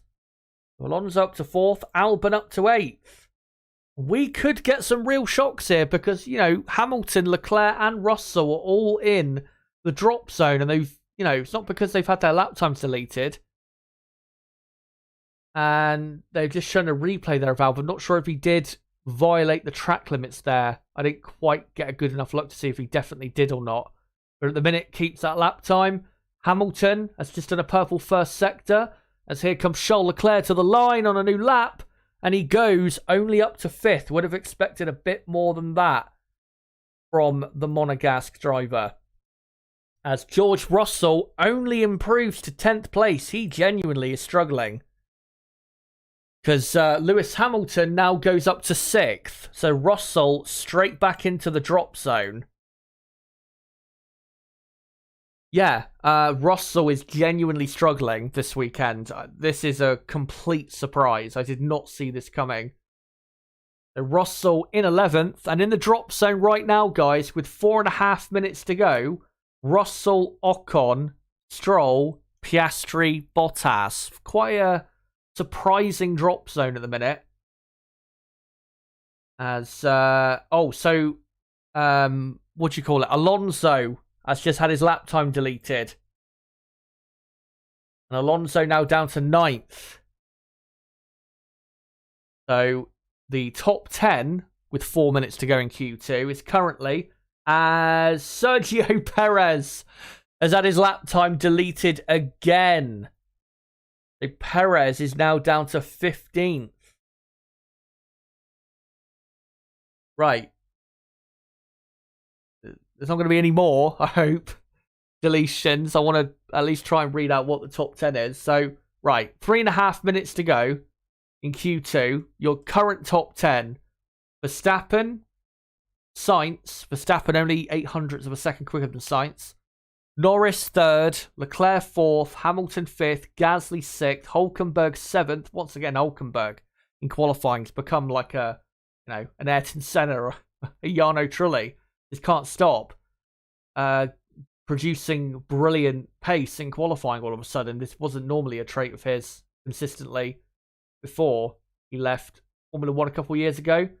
And there's just a replay of how Alonso violated the track limits at both the penultimate and final corner. Gasly 6th, Hülkenberg 7th, Alonso 8th, Albon 9th, and now Russell is up to P10. So the drop zone, with just over 2.5 minutes to go, is Ocon, Stroll, Piastri, Bottas, Perez. As Perez is already back out on the track. Make sure this time he gets through. But the pace from Perez is good. So he shouldn't get too down on himself. As Red Bull just telling Perez, just need to get that banker in. Yeah, he shouldn't get too down on himself. But he's got good pace. He's been pretty quick in this session so far. He just needs to avoid getting his lap time deleted. So let's just hope it doesn't, you know, he doesn't crumble here under pressure.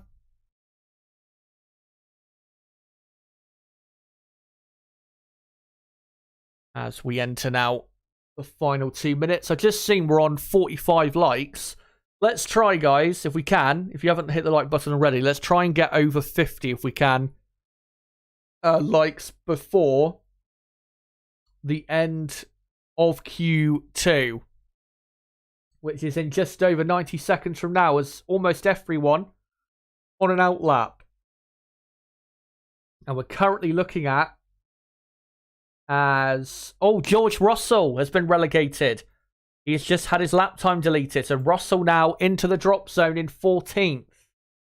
And talking of Russell, he's now on what is probably his final lap of Q2. He's not improved his first sector, but again, the first sector is not really that important. Perez has done a good first sector. And Russell is just coming through the final corner before the middle sector time beam. What's his middle sector like? Oh, it's not great. He's 10th down on what he previously did. If he can't improve on this lap, I think Russell is probably not going to be able to get through, as Perez does a purple middle sector, and here comes George Russell to the line. He goes up to P10 with a good final sector, but I doubt that'll be enough. As here comes Sergio Perez, who ensures that it's not enough and does a 104.9, and Perez is up to second, and as long as he's not violated the track limits again, then he should be through, as Hülkenberg has done a good lap so far, almost quicker than Verstappen after the first two sectors. Ocon up to 7th as pretty much now the checkered flag, now starts flying. Alonso is up to 6th. Hülkenberg up to 9th. Not a great final sector. That might cost him. Lance Stroll is up now to 6th place. As Bottas stays in 14th. Pierre Gasly goes up to 5th. So Hülkenberg is out in Q2. Someone's had their lap time deleted, and it's Sergio Perez. He's done it again. Perez is out in Q2 in 15th. What a horrendous performance. The pace was there, but just couldn't obey the rules, really. That is horrendous. Right, so who else has improved? So Verstappen, Sainz, we're seeing a replay now, so I can't tell you what the current order is. And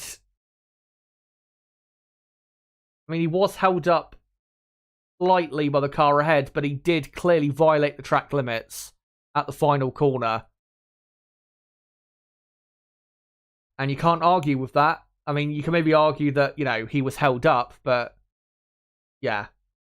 So, right, as George Russell did another quick lap, but is out in P11. So let me just quickly update. So into the top 10, guys, at the end of Q2, Verstappen, Sainz, Norris, Gasly, Leclerc, Stroll, Alonso, Hamilton, Hülkenberg in 9th, and Alex and Albon makes it into Q3 and P10, meaning that knocked out in Q2, George Russell, hold on. Right, so Ocon having his time deleted, just a confirmation there. So knocked out in Q2, George Russell for Mercedes, Esteban Ocon for Alpine, Oscar Piastri for McLaren, not really surprising there because he's running the, not updated McLaren. Valtteri Bottas 14th, and Sergio Perez once again fails to make it into Q3. And still, the wait goes on for him to get into Q3. Last time he made it into Q3 was in Miami in the first week of May. So there you go, guys. That is Q2 over and done with. What a shocking Q2 that turned out to be. A Mercedes, an Alpine, and a Red Bull out in Q2. I did not see that coming at all. But yeah, brilliant from Albon. Also, massive shout out to Hulkenberg. Yet another Q3 appearance. He's made Q3 almost every race this season. The last time he didn't make Q3 was, I think, Monaco. And then before that, you'd have to go, I think maybe Miami, he didn't make Q3. And maybe Baku as well. But other than those 3 races, Baku, Miami, Monaco, I think he's made Q3 every time. So yeah, brilliant from Hulkenberg, brilliant from Albon. Also, massive shout out to Norris and Gasly, 3rd and 4th. And Gasly looking very good in the Alpine. And McLaren, with the new updated car or package that they're running with Norris, looking very, very strong. And Norris might just be able to cause a real surprise in Q3. Remember, Lando has qualified on the front row here before. So it is possible. Right, so Q3 will be underway in 2 or 3 minutes from now, and obviously be a 12-minute long session. I'll sync up the timer at the 11-minute mark. But wow, what a Q2. And George Russell continues, as I was talking about in Canada, you know, after the race, after he had a disastrous race, crashing, then retiring for, I think was it brake issues, brake wear, something like that. Really, since the Azerbaijan Grand Prix at the end of April, George Russell has been quite poor. He's been knocked out in Q2, I think now 3 times since Baku. He was knocked out in Q2 in Baku. He was knocked out in Q2 in Spain. He was knocked out in Q2 now here, as someone else just had their time deleted. Pierre Gasly. But Gasly still makes it through. Just to confirm, Gasly has had his time deleted, but he has still made it through to Q3 vitally. But yeah, Russell, since Baku, except for maybe a certain session here or there, has been pretty horrendous for his talent level. And is having a really bad time right now. And needs to step it up, because at the minute he's nowhere near the level of his teammate, when this time last year, it was up for debate whether George Russell was better than Lewis Hamilton. At the minute, not debate at all. It's clearly the number 2.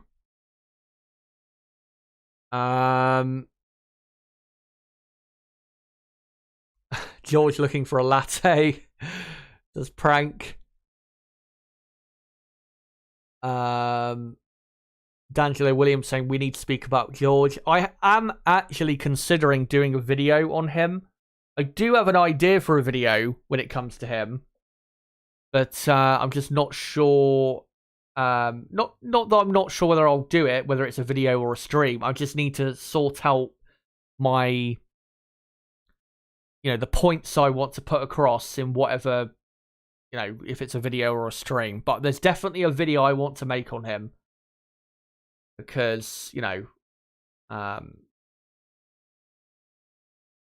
bit of a dilemma when it comes to him at the minute. Because obviously last year we were full of praise for him. Won his first ever race. Had a great season.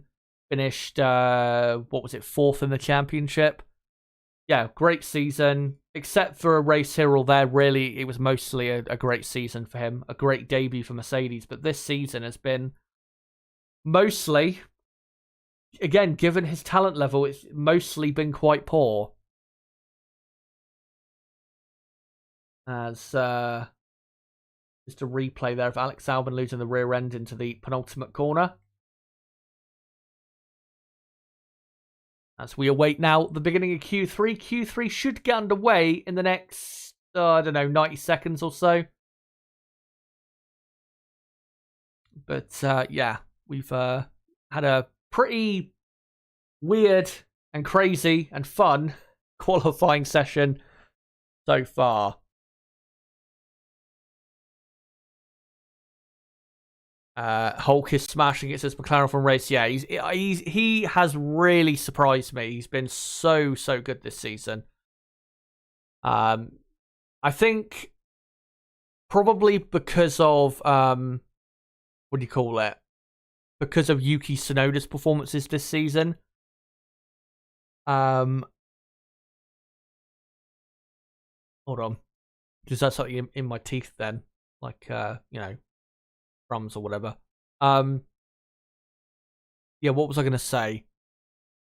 With Hulkenberg, the reason he's not been talked about enough, really, I think, is because Yuki Tsunoda has been, has been so good, and it's took the spotlight away, really. Because if let's say if Tsunoda was performing like De Vries was, then really from that midfield pack, the driver we would be praising would be, a lot more would be Nico Hulkenberg. But Q3, guys, has begun.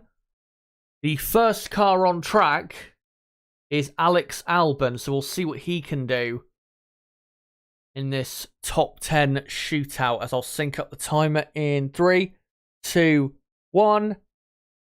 And there you go. 11 minutes to go in qualifying. Remember, the best time in Q2 was a 1 minute 4.9. So pole position should be it should be a mid 1 minute 4, I think. That's what you need to aim for if you're going to get pole position. Still, I think pole is between Red Bull and Ferrari, but maybe we'll get a surprise. Maybe Lando Norris and the McLaren can do something quite spectacular. We will see, as Alex Albon has just started his first flying lap of Q3. Everyone now on track here in Q3, except for Lewis Hamilton, who is still in the pits. And we're currently on the TV broadcast on board with Carlos Sainz. As here comes now Max Verstappen into the final corner and begins his first attempt at pole position here at the Red Bull Ring. The last time Verstappen did not get pole position here was the 2020 Styrian Grand Prix, where in that wet session ended up second, with Lewis Hamilton brilliantly taking pole by, I think, 1.2 seconds. As Max Verstappen does a very good first sector. 16.3. That's very good for the first sector. As Alex Albon just completing his first lap. There's a 105.8, which is not very quick at all. That will probably leave him in P10 once everyone does their first proper time of Q3. As Max Verstappen now completes the middle sector, looking very quick. And if he can bang in a mid 1 minute 4 and it not get deleted for track limit violations, then it's going to be a very ominous lay down from Verstappen as he flies brilliantly through the final two corners, comes to the line, and oh yes he does, a mid 1 minute 4, a 104.503, nearly a 1 minute 4.4. What a first lap there, as Carlos Sainz goes up to second. Charles Leclerc exits in the final corner. He's done a purple middle sector, goes second, 0.2 of a second slower than Verstappen. Lando Norris goes up to fourth, only a 10th slower than Carlos Sainz. That's a good time from Lando, actually less than a 10th slower than Sainz. Where will Alonso go as Pierre Gasly goes up to fifth for Alpine?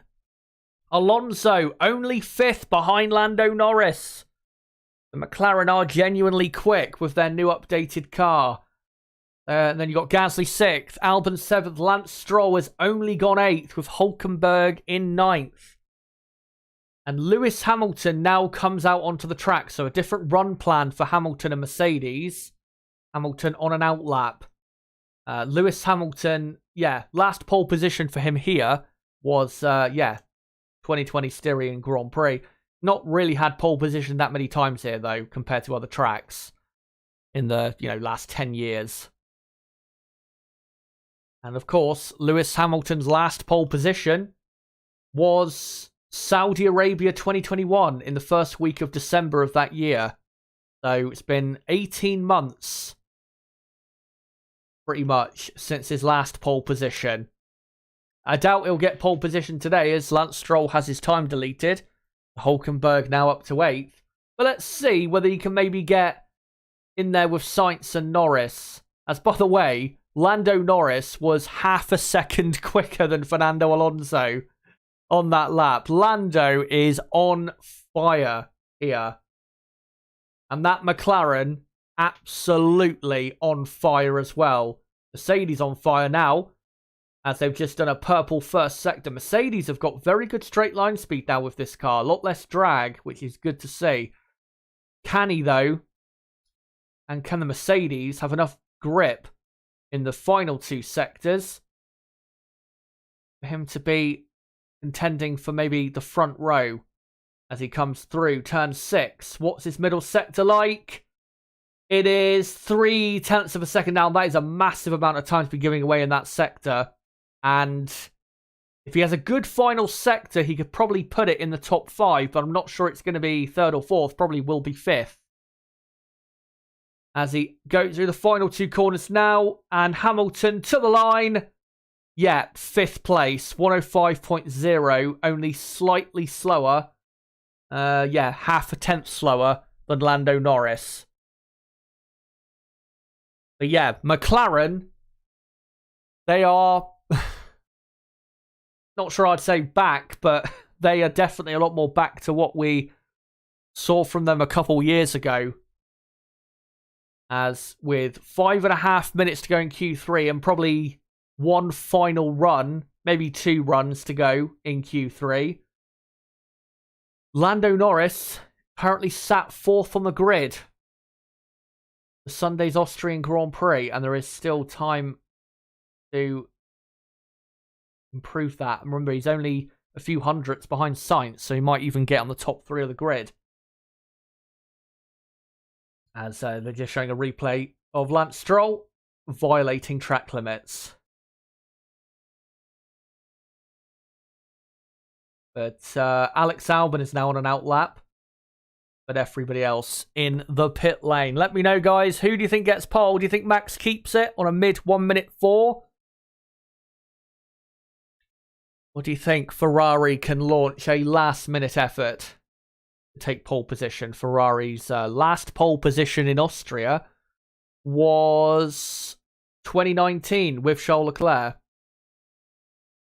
As Alex Albon has improved his first sector, which is a good omen for the rest of the lap. Because if you improve the first sector, normally it's just, the improvement feeds on for the rest of the lap. As Albon currently sat in 8th place, he'd be over the moon to start there on Sunday. And he'd start even higher.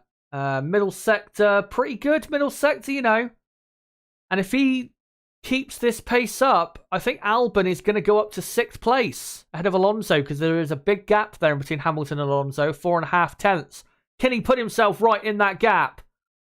As he exits the final corner, Albon to the line. Yes, he does. 6th on the grid for Alex Albon. What a lap. I mean, the Williams obviously is very well suited to this track. They've improved the car a lot, but if Albon was to actually start there, I think we have to give a lot of credit to Albon for actually getting it or putting it, into that position. Because it's not all about the car, I don't think. As, they're just showing a replay of Albon in the final 2 corners. Very close as to whether he... I think he might have just violated the track limits there on the penultimate corner. That's a shame. Has he had his time deleted? Yes, he has. That's a shame.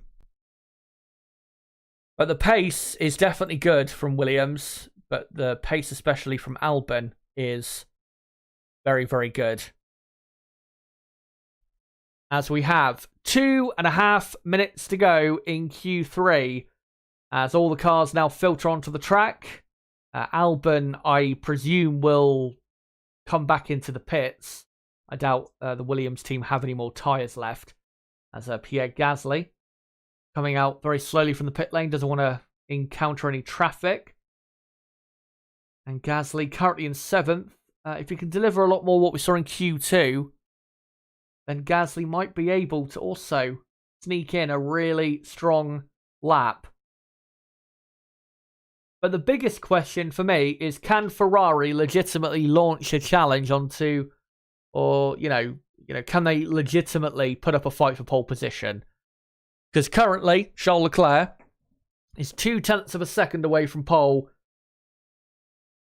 And, well, I think Leclerc is definitely a good enough driver to make up that time and find that lap time. But, of course, Max is out there as well, and he maybe can improve. And talking of Max, he now starts his final run to now secure pole position in Austria. And what would be his 4th pole position at the Red Bull Ring. As Verstappen, purple first sector, 0.5 a tenth quicker than he went previously. Good omen for the rest of the lap for him. As the Red Bull now flies its way downhill into turn 4. And the Red Bull is just such a perfect car. No understeer, no oversteer. Traction is perfect. There is literally... driving that car is a dream. It's not as good as the 2020 Mercedes necessarily, but it's got the similarities of just a car that has no weaknesses and you just love to drive because of how easy it is to drive. As Verstappen flies through the final 2 corners, he also did improve the middle sector, comes to the line and does a 1 minute 4.3, and surely the others can't compete with that. That is a stunning lap time. Alonso improves up to 3rd. Can he keep it though? As Hülkenberg goes up to 7th. Lance Stroll goes up to 3rd. Stroll, as for now, out-qualified Fernando Alonso. So checkered flag now falls. Carlos Sainz up to 2nd for Ferrari. What can Charles Leclerc do? Leclerc's done a purple middle sector as Norris goes ahead of both Aston Martins and up to 4th. No, up to 3rd even, ahead of Leclerc. Only for now, though, as Gasly's only 9th. Leclerc so close to pole position, only 0.5 a tenth away, and goes up to 2nd. Hamilton improves, but only up to 5th. And yeah, that is your top 10 completed, I'm pretty sure, for Q3. So it is Max Verstappen for the 4th time in his career taking pole position at the Red Bull Ring. And it did prove in the end to be a good enough lap. But that was also a great final attempt from Charles Leclerc. Only 0.048 of a second slower. And yet, Ferrari, they are definitely there to cause Red Bull trouble. There is no doubt about that. So, your starting grid, guys, for the 2023 Austrian Grand Prix will be Max Verstappen on pole, Charles Leclerc 2nd, Carlos Sainz 3rd, Lando Norris 4th for McLaren. McLaren have improved clearly massively with their new updated package and are back to what we want to see from them, and back really to what we saw a couple years ago. And McLaren, I think, are looking probably pretty good for the race as well. Maybe even for a podium, you never know. Lewis Hamilton will be 5th. Lance Stroll out-qualifies Fernando Alonso for the 2nd time this season and will be 6th, with Alonso only 7th. Aston Martin, you have to say, their pace this weekend is pretty poor. They look to be the 5th best team here in Austria. I'm sure it'll improve in the race, but yeah, pretty poor pace.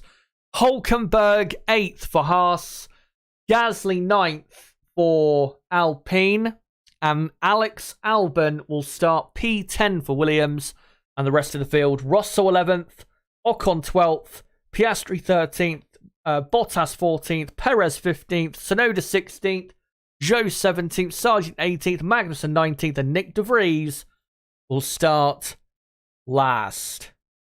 And that, guys, is qualifying, and the qualifying session that sets the grid for Sunday's race. over and done with. And looking at the grid we've got, that is a very exciting grid all the way through. Very mixed up once again, which is exactly what we like to see. But let's now get into reacting to what just happened. Make sure, guys, to post in the comments what you thought of the session. And also, let me just get the poll going on the chat. I want to hear from you guys. Who did you think driver of the day was in qualifying today? Who did you think was driver of the day for qualifying in Austria? And the options for the driver of the day will be Verstappen, trying to think. Verstappen. I'll put Leclerc in there because I thought his lap was really good, I have to say. Yeah, Verstappen, Leclerc, Norris, and Albon. So there you go. Let me know in the chat who is your driver of the day for qualifying today. For me, it's hard to say. I'd probably have to go for either Verstappen or Norris because that lap by Max at the end was so good. So good. But Lando also brilliant, you know, from him. I'll probably go Lando because, you know, there's some really tough competition out there that he needed to out-qualify. Obviously Hamilton, Alonso, and was quite close in the end to the two Ferraris as well. So yeah, I will go with Lando Norris. But it is close. It's not a foregone conclusion as to who driver of the day is. I've just seen a funny stat on Twitter that you guys will definitely enjoy. In 2023, Nico Hülkenberg has made Q3 more times than Sergio Perez.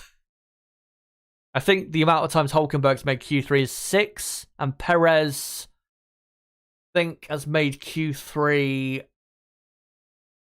4 or 5 times. 4 times. Perez has made Q3 4 times, Hülkenberg 6. I'm pretty sure. An amazing stat. I mean, Alex Albon in the Williams has made Q3, I think, almost as many times as Perez. Albon was in Q3 in Australia, Canada, and here. So that's 3 times. Did he have one anywhere else? I can't remember.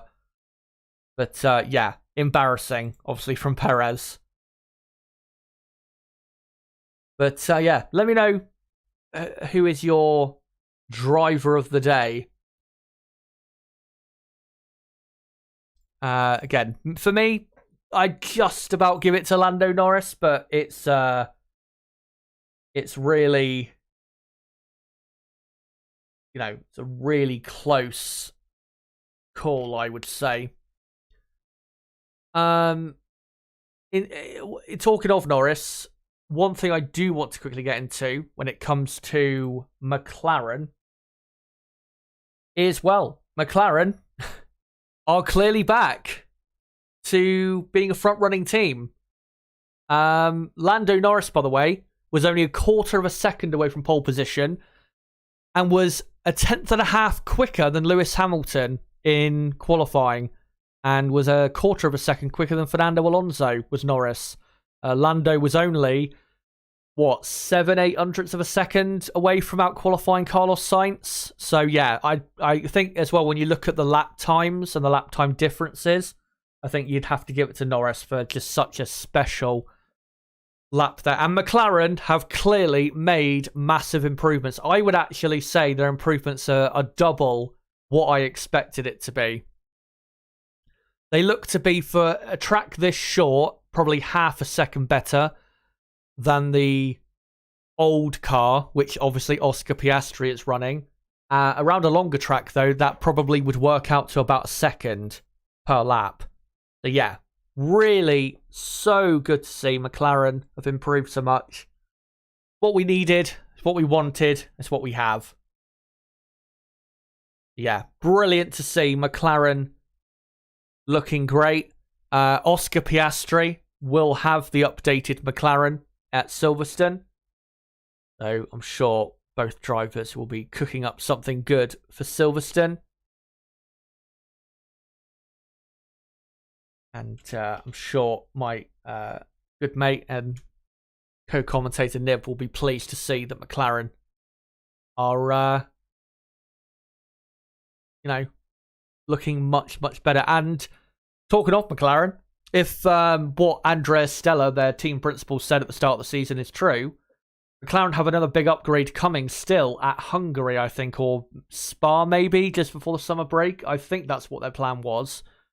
So, yeah, there's still upgrades to come for McLaren. And of course, now with the wind tunnel restrictions the way they are, with the order for who can do more wind tunnel runs than others, obviously the lower down teams in the championship in the Constructors' Championship as of June the 30th, which is today.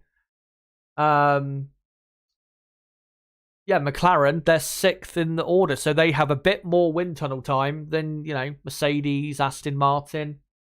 So they could get even quicker in the next 2 or 3 months. So yeah, very encouraging.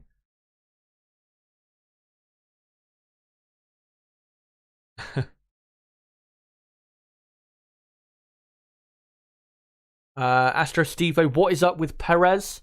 He's just lost the plot these last few races despite starting this year pretty well. Mentally destroyed team, something else. I still think it's just mentally he's destroyed. What happened in Miami where Max came back and still beat him quite easily from 9th did, without a doubt, do a number on his mental, not his mental health necessarily, but just his confidence when it comes to his performance as a racing driver. And then he followed that up with probably the worst performance of his entire career in Monaco, where he crashed into literally everything. Drivers, multiple barriers. He made like 6 pit stops.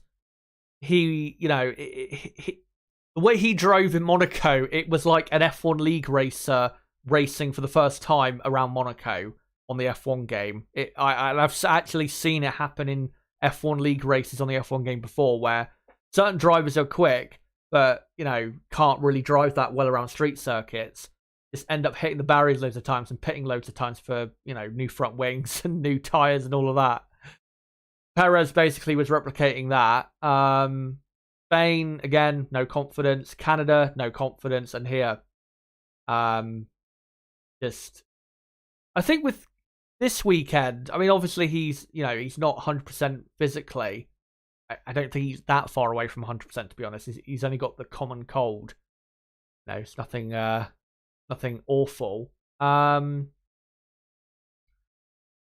the thing is with Perez, in Q2, we saw his pace was good, even though those lap times were deleted. You're not really gaining that much time from going that slightly over the white line. So it's not like he's making up a massive amount of lap time by doing what he was doing. But the lap times were good. He was only like 1/10 of a second really away from Max, which is what you would expect and hope from him. And if he was only 1/10 of a second away from Max in Q3 and he got through to Q3 and he didn't have lap time deletions, Perez would be definitely top 3 on the grid. But he just couldn't keep it on the track. So that little bit of encouragement he started to have with, his good performance has now been destroyed because he couldn't keep it within the white lines. So, yeah, I don't expect this weekend really to get that much better.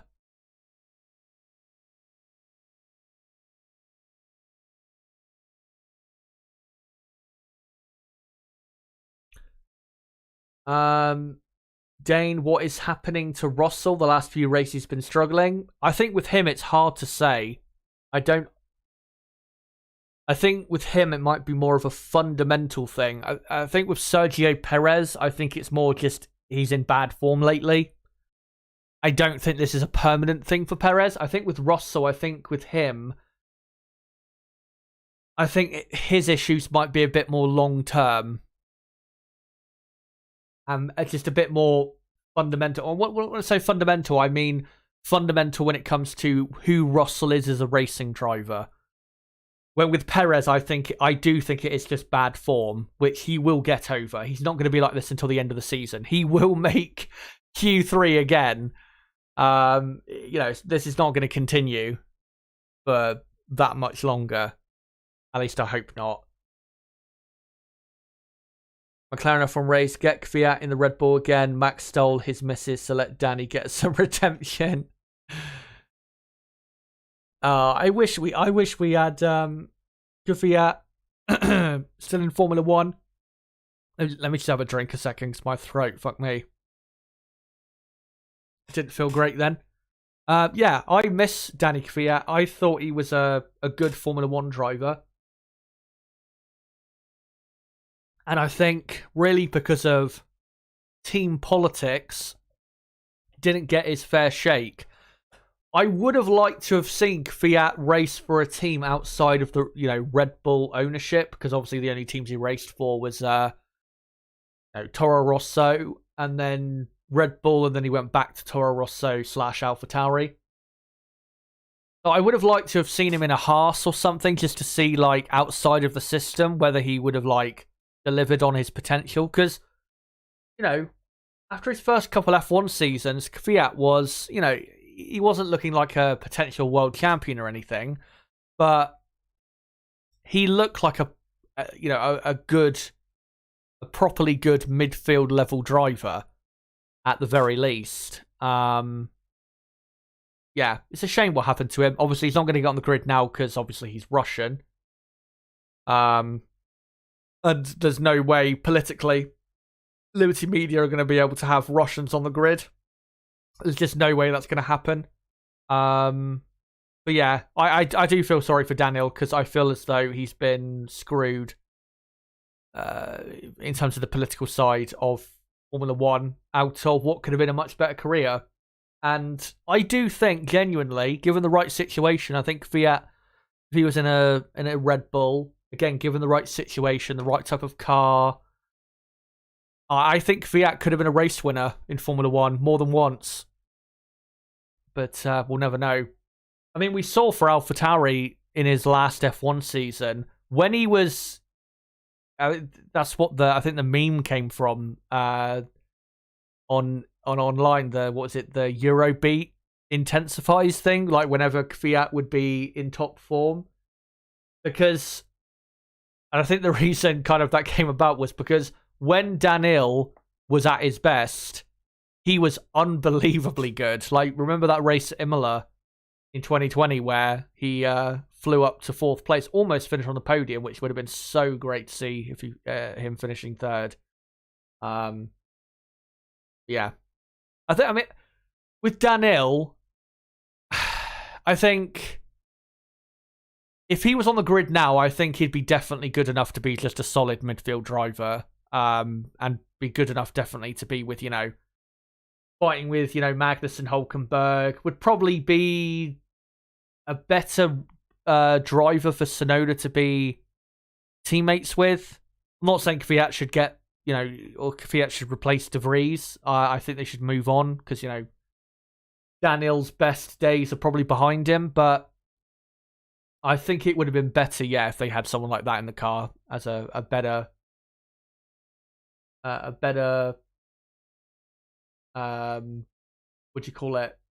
A more representative teammate in terms of, if you can beat this person, then, you are properly quick. Because I think with Nick De Vries, when it comes to Yuki Tsunoda's had a good season, don't get me wrong, but I do think De Vries being as bad as he's been has made Tsunoda look a bit better than people think, has made people think Tsunoda's been better than he actually has been. Like I said, Tsunoda's had a great season, but he's not been, not been as good as people make out, again, because his teammate makes it look makes it look better than it is. And I think to a degree, Alex Albon kind of has that issue at Williams where Albon, you know, half the time performs very well. Obviously today, very well. Obviously in Canada was great. I'm not denying that, but I don't think Albon has yet had a teammate that clearly is on his level. So it doesn't help his ranking within Formula One either because, you know, he doesn't also have, you know, a great, what do you call it? A benchmark. That's what you call it, a benchmark. Henkem agreed, Chazza Perez may have believed that he was really the king of the streets and wanted to show that to Max after Miami, but Max beats him with consistency. P1, P1, P1, and P1. Exactly. Max just destroyed him and pounded him into the dust. The dust? But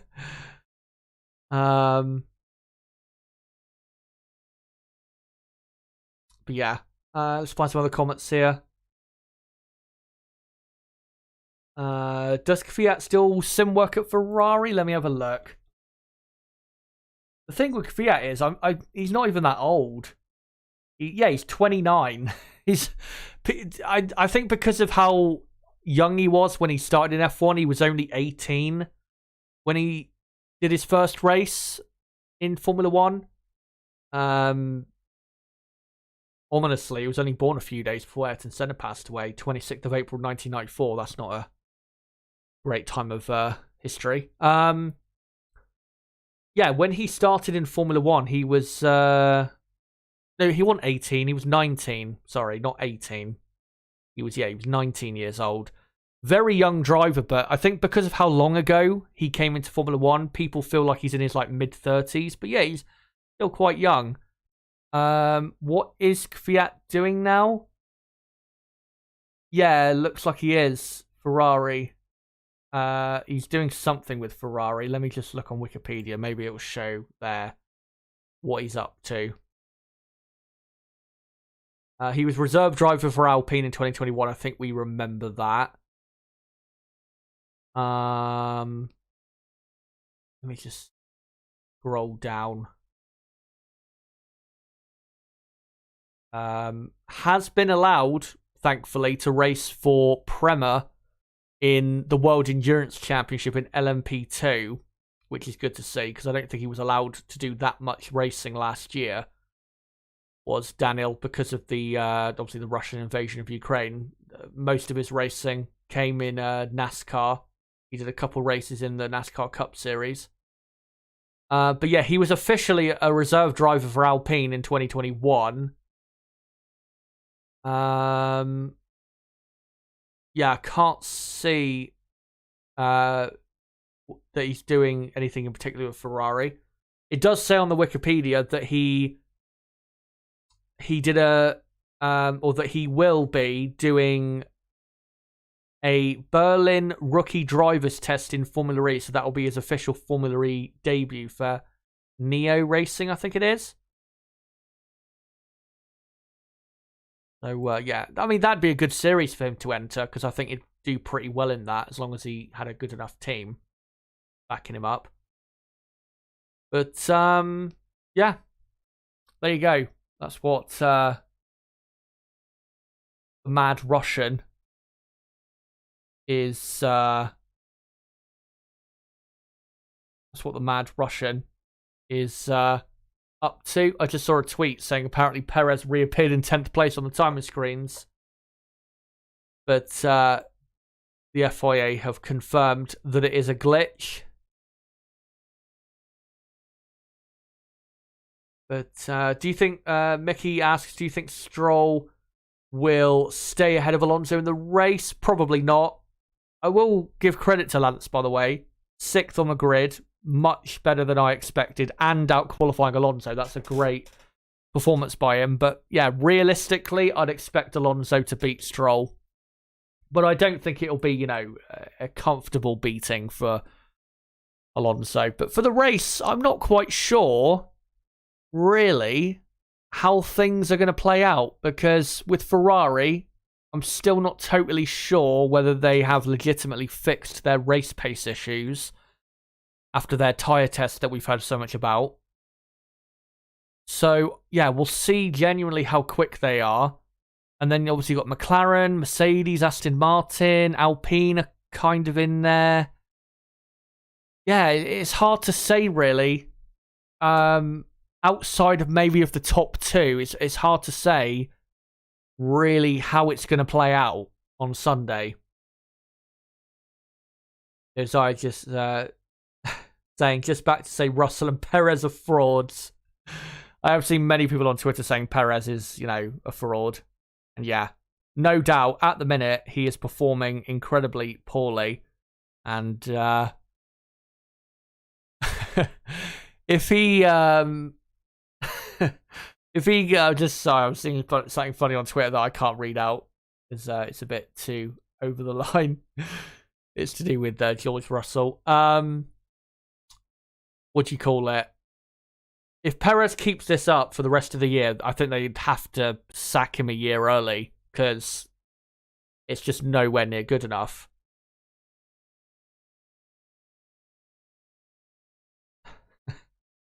Right.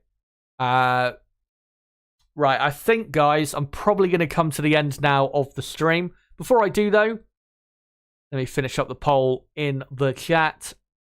So I asked you guys, who did you think was driver of the day for qualifying in Austria? 67 votes, and you guys just about went for Max Verstappen as driver of the day with 37% of the vote. Lando Norris second, 32% of the vote. And then Leclerc third, 16% of the vote. Albon fourth, 13% of the vote. I disagree. I think Norris was driver of the day, but it was a close run thing because Max was very, very special today as well. So, yeah, thank you for voting. And let me know what you thought of that. Let me just quickly hide that and just quickly show you guys my next two pieces of content coming on the channel. So tomorrow afternoon, guys, I'll be live at 12:30 p.m. UK time for, firstly, the F2 sprint race watch-along. Then we will get into the build-up and the watch-along for the F1 sprint race. I will not be covering the sprint shootout qualifying in the morning because I don't want to be getting up that early for a type of session that I hate. Yeah, I will be covering the sprint race and yeah, be live from 12:30 p.m. all the way through until 4:30 p.m. The sprint race starts at 3:30 p.m. UK time. And then on Sunday, I'll be live with Niblo for the race preview and watch along, starting, of course, on Sunday at 12 p.m. UK time and running all the way through until probably 4:30 p.m. on Sunday. So make sure to come along for that. But guys, that is qualifying over and done with. That is your starting grid for Sunday's main event. Thank you guys for coming along. And before you go, if you are new to the channel, make sure to subscribe for more content like this. Also, before you go, if you haven't already, smash the like button. Let's try and get the likes up as much as we can. And if you want to keep up with the content on this channel, make sure to follow me on Twitter at ChazHD5 or join my Discord server, link below, either in the description or in the live chat. It would be great to have you a part of our community. But guys, until tomorrow at 12:30 in the afternoon, just after the beginning of lunch for the F2 sprint race and then the F1 sprint race in Austria, which might be a wet one, so make sure to come along for it, because it might be a bit of a crazy day tomorrow with what the weather looks like for Saturday at the Red Bull Ring. Until then, guys, it has been me, Chazza HD. Goodbye.